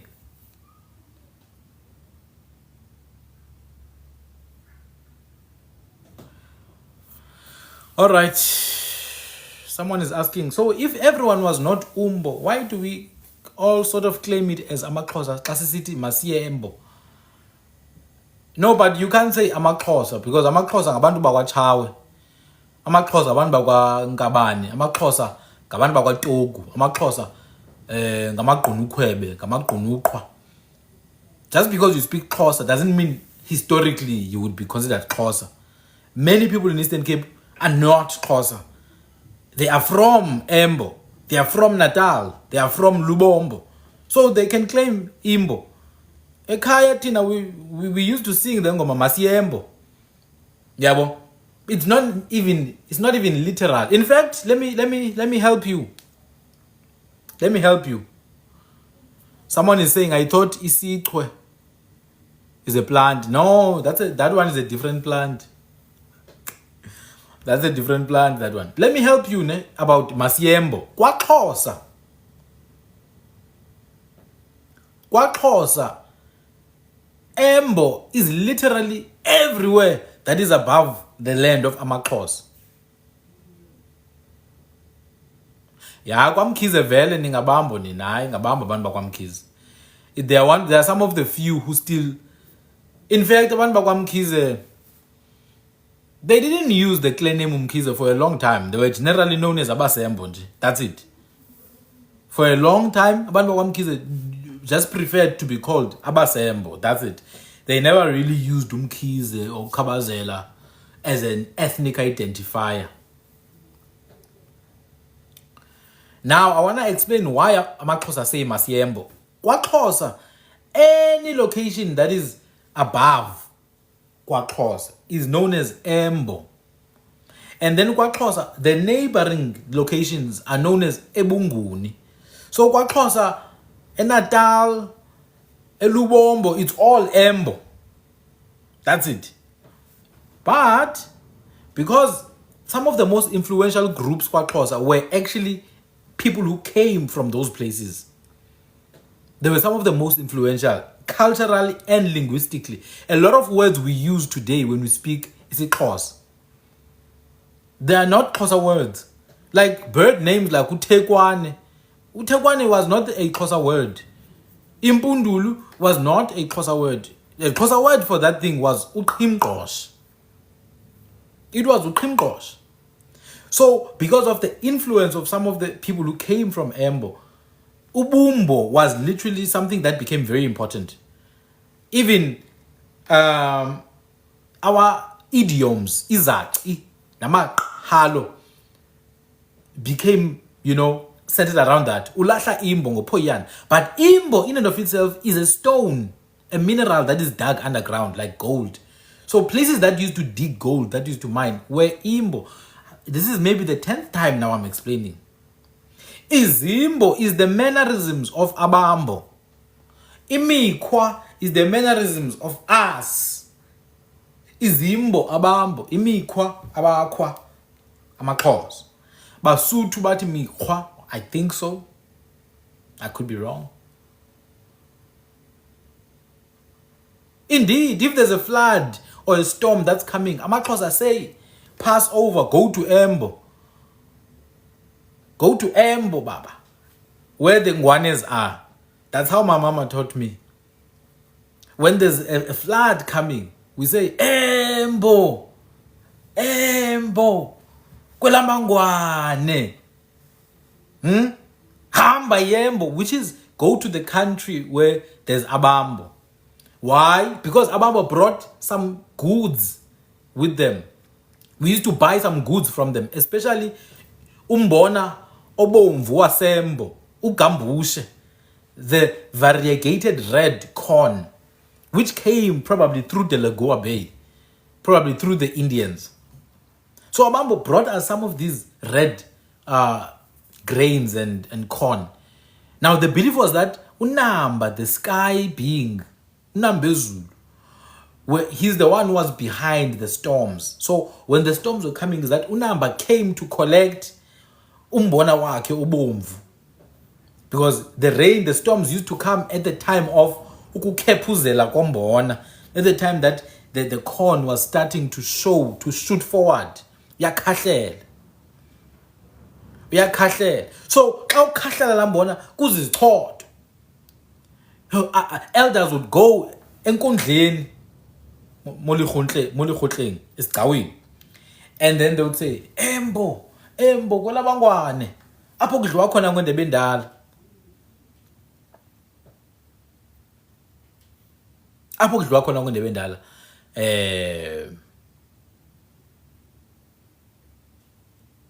Umashabane kaGumede, are they Embo? Are they Tonga? Are they are they Lala Nguni? No, they are not Lala. They were identified as Abambo from long ago. Yabo. But probably these days they would be probably called Amatonga. They would be probably called Amatonga. But as I said, there's an overlap between these groups, because these groups are they're the same people, man, if I'm being honest. But today they would be called Amatonga, or Mashaban, or Manukuza. They would be called Amatonga. But they were also, by the Tembe people, they were called Bambo. 1594, there's a book that was written. The group that was seen there at the Manukuza group, they were called Vambe. Yabon. Vambe. So I don't really dwell in the semantics of who's who, who's not who, because I know these groups, they are fluid. But we know, generally speaking, Abambo, it's the people abatekelayo. Abantungwa, bayazunda most of the time. They are high dwellers. And a lot of them,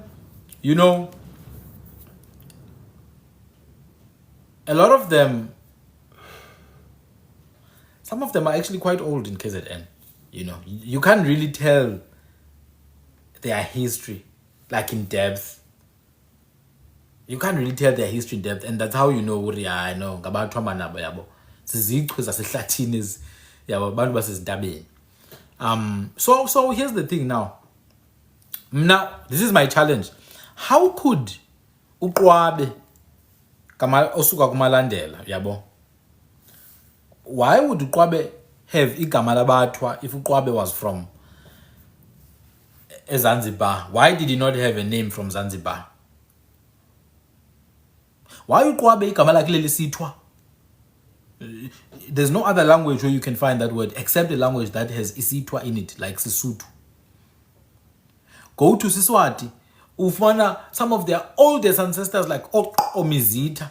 uQomizita kekho Congo, mnuke. Noba siwuthanda soze umbone uQomizita Congo. I'm just saying.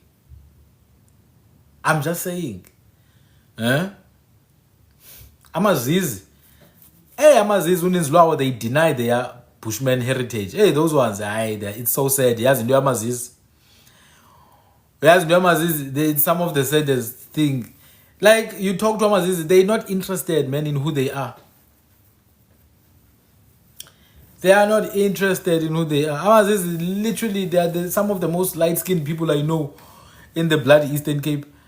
Amazizi, they used to take the mpofu, the eland, as a sacred animal. Come on, man. People who lived in the Drakensberg, they did rain-making. They performed rain-making rituals. Who do you think is an expert in that thing if it's not in Zala Yabatwa? Amahlubi literally were experts in rain-making rituals. Amahlujini, you have abantu bakwamsimango. Bathi bona bahlanganisa indlu yakwaDlomo neyabatwa. Come on, guys. Mangadlalwa ngathi. uShaka unebutho lezichwe. You think that was just a random thing that Shaka did? You think that was a random thing that Shaka did? Bangadlalwa ngathi apha. Sibadala, bangafekethiswa ngathi sibadala. It is because of missionary writings as well, because nowadays I'm noticing amampondo mise, they're so obsessed over this thing of abambo. They think abambo is a lineage. They don't understand that it's a trade. It's a lifestyle. It's not a lineage. So they've changed their lineages so much. Amampondo. They've put all the different kings there. There's Dlamini now, and Josela, and the Sibisite, and the Kupela. One but yay! No. No. It's not make sure. In your Mampondo Miss. But what I can say, Mampondo Miss are the same people. I don't have a doubt about that. They are the same people, and they are infested with about those ones. If you really go deep into Mampondo Miss, even the kings themselves, bayaqala straight, oqengeba amathole omthwakazi. No. Ngudingiswayo umuntu okhulele emahlubini. Udingiswayo ukhulele uhambile wayehlala emahlubini. Udingiswayo uhambile wayehlala emahlubini. uShaka khumbula bezalwa elangeni kwamhlongo. Ebezalwa elangeni kwamhlongo, so he did stay a bit of time kwamhlongo. He did stay a bit of time kwaQwabe as well. But where he really was made umuntu imithetho, yabo. Imithetho made him who he is, uShaka. So but he did move around between elangeni kwamhlongo and kwaQwabe, and even the language kaShaka nje, if you listen to how he spoke, you can tell ukuthi yeah. But when Shaka became king, he didn't want to do anything with ukutekela. That's the crazy thing. Enkundleni kaShaka, if you are tekela, you had to come with a translator. Ezakuzunda, ezakuntungela, yabo. You had to come with a translator ezakuntungela, yabo. So yeah. So amachube ke abakwashezi, abakwaNcube, abakwamlotshwa, that group generally descend from abathwa basezintabeni. They descend from the same lineage as amamfene namashezi ase Lesotho and amamfene ase Eastern Cape. They descend from the same group. Amachube, amashezi, amaNcube, amamfene. This group is known as Amaqatsi. Amaqatsi, that is to say the Ellen people. So they would have kept Impofu. They would have kept Impofu as a sacred animal. Impofu would have been a sacred animal. I think some of the groups then deviated in terms of sacred animals and took the baboon. I come from those groups. And I know about Wanube also took the baboon as a sacred animal. But if you go to the Drakensberg and check the paintings on the walls, you can see there's a lot of references to rain-making. Impofu was a critical part of the rain-making rituals. So, when there's a drought, people had to go and do some ritual. What were those rituals? For example, in Sikizi or in Singizi, the hornbill, the southern ground hornbill, it was seen as a bad omen, in a country. So if in Sikizi comes close to where people stay, you were not allowed to unalive it. So what people used to do, they would tie it up and throw it in the river, especially when there's what? When there's drought. Because then the river would be forced to find a way to cleanse itself. When the river is cleansing itself, it needs rain so that it can flood. And therefore it stops the drought. So the same thing with the eland. The same thing with the eland or eland, Impofu. These groups who held Impofu as a sacred animal. A gqirha or a shaman, isangoma, umngoma, isanusi, would dance and get into a trance. When they are in a trance, that is to say, in the qum, etongweni, in the kamagu, then they're in the trance, they must travel and hunt a rain animal. And one of these rain animals is an eland. Etongweni, not the physical one. The sangoma must be able, etongweni, well, the sangoma is going to dance and dance and dance and fall. That is when they reach the qum, or bagene etongweni. There they must go and look for they must travel, astral projection, and find a rain animal, a sacred rain animal, such that when this animal is unalive, it triggers flooding. Just like they used to do with Insikizi, they would tie it up and throw it in the river so that the river will be forced to cleanse itself by flooding, and it only floods when there's rain. So at Tongweni, they have to unalive, they have to hunt at Tongweni and unalive at Tongweni. And then when they're done with that, they come back, they confirm, we already know it's raining in the next 3 days. That's one of the ways to do it. So sometimes when you see the drawings on the walls, it's a rain-making ritual. So that's some of the groups that had the eland as a sacred animal. Amazizi also had an eland as a sacred animal. In fact, if you look at some of the names of Amazizi and related groups, you get ancestors like Ongwabe, you get ancestors like Omchenge, Ogoqolo, yabo. So you will see this. But also, if you in the real world now, if you happen to hunt an unalive impofu, because it's such a sacred animal, you have to take the chest area, which is the fattest area. It is called inqaxheba. That is to say, it is the property of the royal family. It's not yours, even if you're the one who killed the eland. But the chest doesn't belong to you. It belongs to the children of the bloodline. It belongs to abantwana begazi. So you have to take the chest of this sacred animal, bring it to the king as what we call inqaxheba. Then the king is like, oh wow, okay, you can eat now. If you don't do that, it's such an offense, they would take your cows from you. They would literally strip you of all your future. Because if you don't have cows, you have nothing in the indigenous world. Because cows are profit generating, interest bearing, long-term assets. That's what cows are. Inkomo zizala amathole. So this is what groups like amaqhubeke, amashezi, amanxube, omlotshwa, ogcwabaza would be busy with. Amaqulu, I've said it a lot of the times, ne? I heard someone say amaqulu come from Uganda. I was shocked, man, because iqulu siyayazi thina ukuthi is the springbok animal, you know? Iqulu, we know it is the springbok animal. It's quru or qurib, yabona. In fact,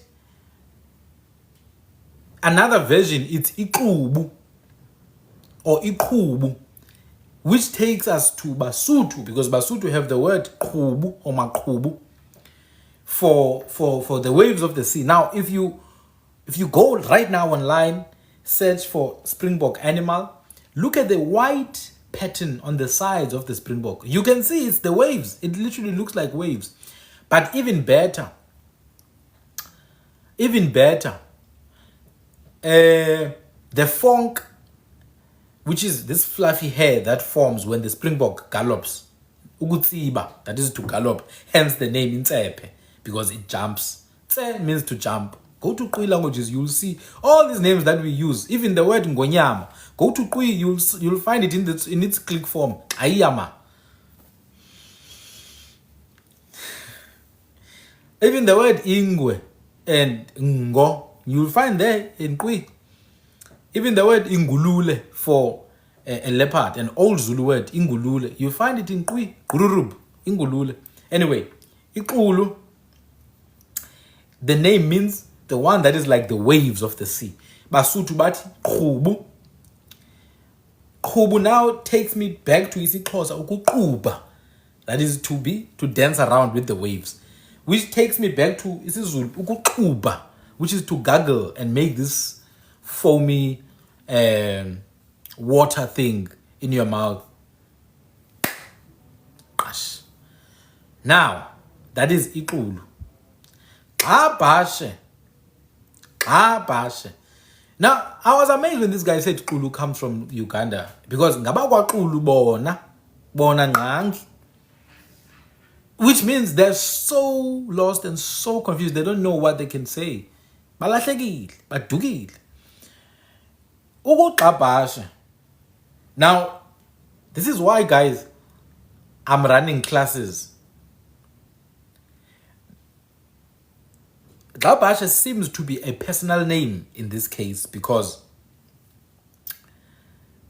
Qaba has to do with maybe not a personal name, but connected to foam.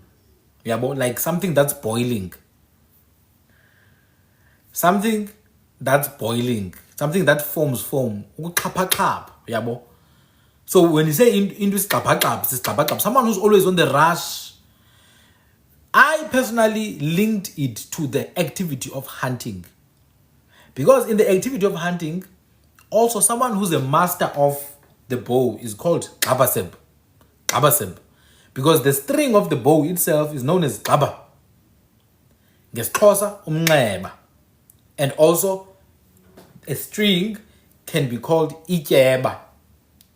Now there's another ityeba which is something else. But likhona ityeba elisi string, also known as umnxeba. In Khwe, it's qaba. Now, qabaseb is the master of the bow, but also someone who's on the rush, like umuntu oqabaqabisayo. So, bade batsho abantu abadala bathi qabaqabisa, that is, be on the move, yabo. So, I connected that name to the very activity of hunting. Now, think about it. Springbok, hunting. That's another sacred animal, by the way. That is another sacred animal. Atamaxhosa libhadi, which is actually, it borders towards the core name and the qam name of the Springbok. Adi, which means the tiny one. I mentioned amaqhunu as well. That one, the Khwe term for stabbing is gwas. Ukugwaza. But also Khwe. Ukukhela, atsho amaXhosa. Khwe. I'm sure there's many other terms. The ones I can remember now is gwas, which is ukugwaza. In fact, a knife is called gwas. Igwaza. Aw, gwaza mkhondo. Wathi ugwaza kowawo. Hey, uphi Adam? Akunje. Adam ndiyabuza uphi? Let me not lose track of what I'm talking about. Khunu. Now, khunu, remember, this is something that describes hunting. Oh, ndilapha nkosi. Ndilapha nkosi ndive ngesandi sakho ndazimela. Phumelo bala Adam. Now, I heard this sound, guys, from this other guy on TikTok. Uti, apha madoketi. Kuyabuzwa mfundi, napha madoketi. Anyway, mchunu, it's the quiver that contains the arrows for hunting. Ufeleba, Ufeleba. The arrows for hunting are contained in a quiver called umchunu or umchulu. Ngokwesixhosa it's umqulu. Where's umkhwanazi? Yeah. Umchunu or umchulu. It's there to contain a bunch of spears, aka inyanda yemikhonto. Oh, macingwane madoda. President wamabhinqa.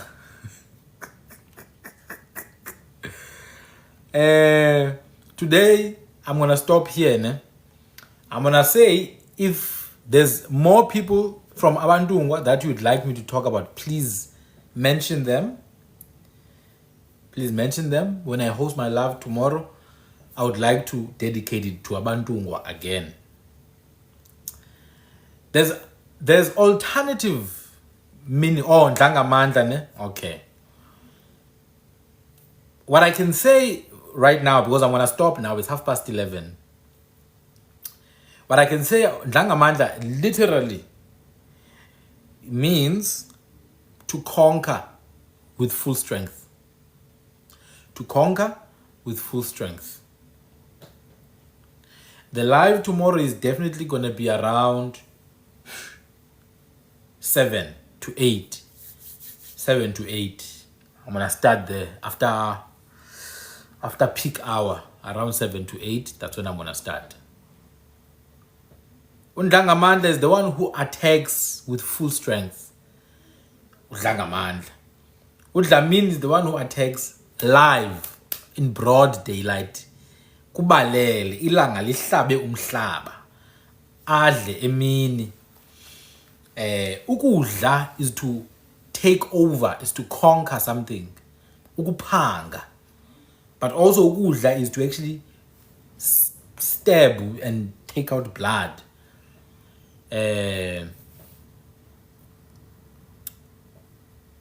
So yes.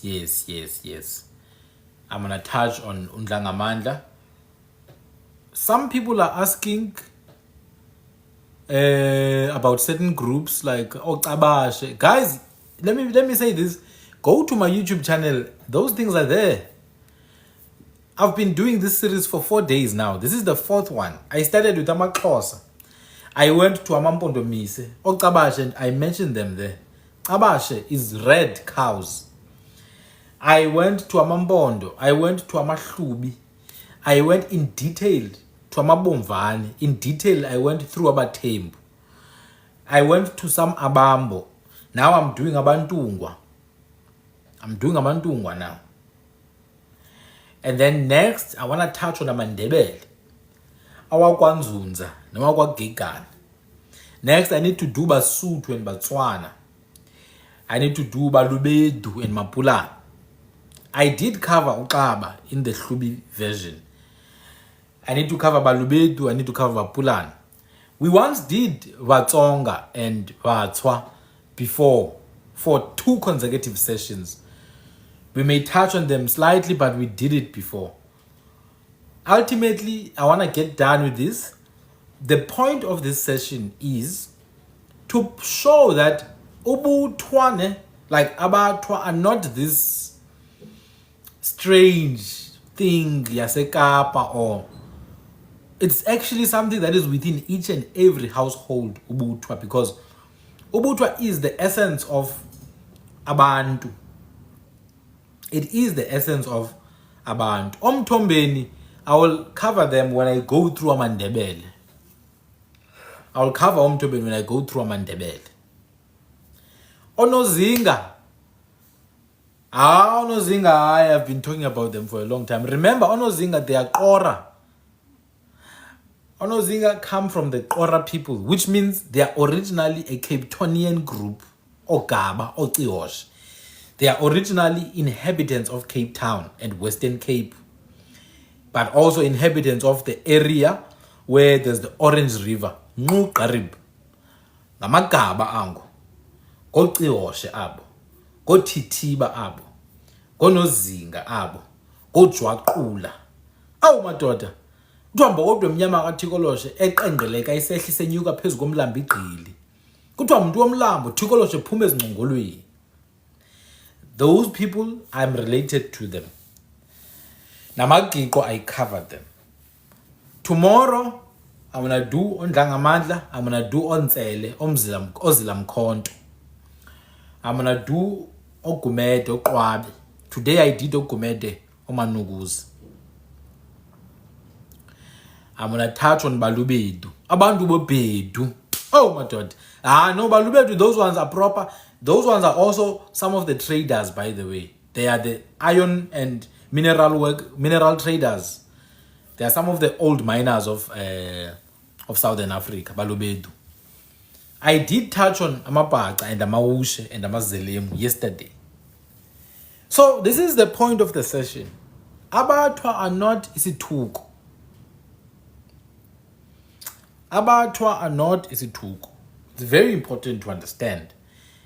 In fact, in quick cultures, well, at least how I'm raised is that if Umtwa is my ancestor, that's how I was raised.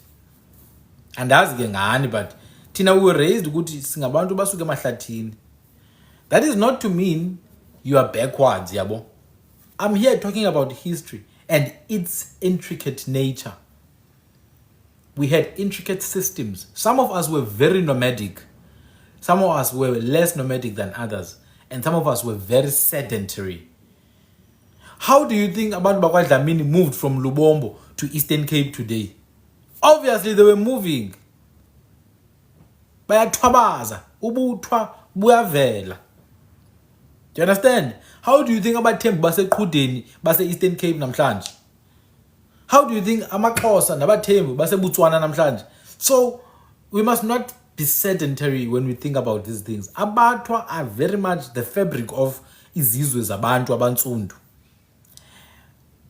Abatwa are the fabric of izizwe zabantu abantsundu. This is why your Temu Khoisans are taking over your own heritage, because nina nifuna usuke eCongo naseTanganyika. Nifuna usuke eCongo naseTanganyika nina. You're living your own inheritance here. Today you are told that Cape Town is the mother city, but the mother city is Mapungubwe. The people of Mapungubwe are sleeping like this. They are busy there with TikTok dance challenges. Hey man, vuka yo dash at all. Bantwana begazi mina ndizalwa ke emanzothweni mina koNyelenzi koMaphango koNgqale koNgqange Ngqasini koGquqa koXham kowele lihobe phambili impunzi kasemva ngumtya nethungwa intombi yasemanzothweni. Hoyini bafazi bentsikizi lentsholo neyiphazama nithabatha isidoda ngoma lihlatyelwe isifazi. Intombi yakwaNtsibankulu, intombi yakwaYuthu, intombi yakwaNtaba kaHili. Sihlobo sikaGcaleka, sihlobo sikaKhawuta, sihlobo sikaTogu, sihlobo kaTshiwo, sihlobo sikaChawe, sihlobo sikaMalangana. Ndingumzukulwane emaphehleni kocabasho nkomo zibomvu mampondomise abo madoda.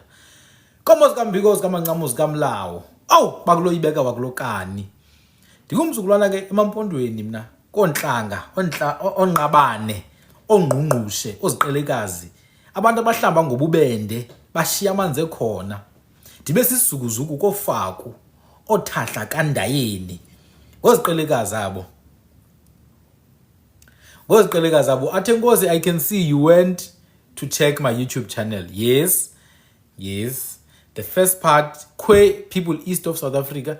The first part is going to be released in 3 days. Another one 3 days after that. Another one 3 days after that. Another one 3 days after that. So from this coming Thursday to the first week of November, I will be releasing on my YouTube channel all these Khwe videos.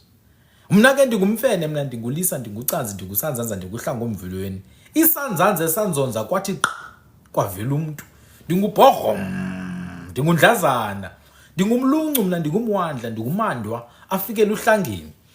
Ndingubhulashe, ubhushulaze, ndinguvinjwa uhlophe. Madoda ndingusidulu ngube mhlophe. Ndingumsuthu. Ndingumntu wakwaMayikane, wakwaVimbisa, wakwaGeqa amatye, wakwaRhwale Mgodleni, wakwapheka iqhakuba nephemphem ngengqawana. Ndiyacamagusha, ndiyanqula ke kokhokho bam amagiqwa. Isidalwa amadoda. Ujikijwa unkosana. Kuthiwa yintshinga kwakhwazwa, ayikhwazwa ngabayaziyo kuphela. Ndiyanqula kokhokho bam ke amagiqwa. Ndinqule kumagcina onqanqashe. Omalamba yedle. Omalamba edlile ahamba yendla yodla inyamakazi. Ngamagcina ke ango ogadluma otyhopho onokwindla. Ndibuye ndinqule ukhokho bam oDlamini. Ngozijadu abuyinkomo zikaJama madoda.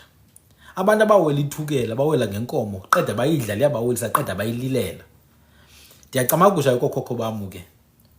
onxiba inoboya ofakade zize limnyama nenkomo zalo madoda ndithi Khosi ke makube hele kokhokho bam ke angababizanga bangaqumbi bangaqalekisi kodwa ke ndiyakhonza kutshawe kutshiwo kumdange kutogu kumalangana kungconde kuthiwa isigodlo nasemazendela singalala endleleni yazini madoda silahlekile phuma ke mna ke phansi kwesikanqika madoda ikhoze liudlumzi liuphika umphambani nengcuka zigoduka uhlumisa ameva abuya mhlabe kwesikarharhabi madoda untsinga kanomagwayi wasembo usibala mdaka usambatha zimfutshane kanti zomlingano kube izinto uthi zimfihla amadolo awu kuhamham kasitsheketshe kunene kaphalo madoda awu ndiyacama kushe xa ndenze njalo. You see, this is what happens ke guys when you, and I had to cut myself now because I'm talking too much, but this is what happens when you know yourself.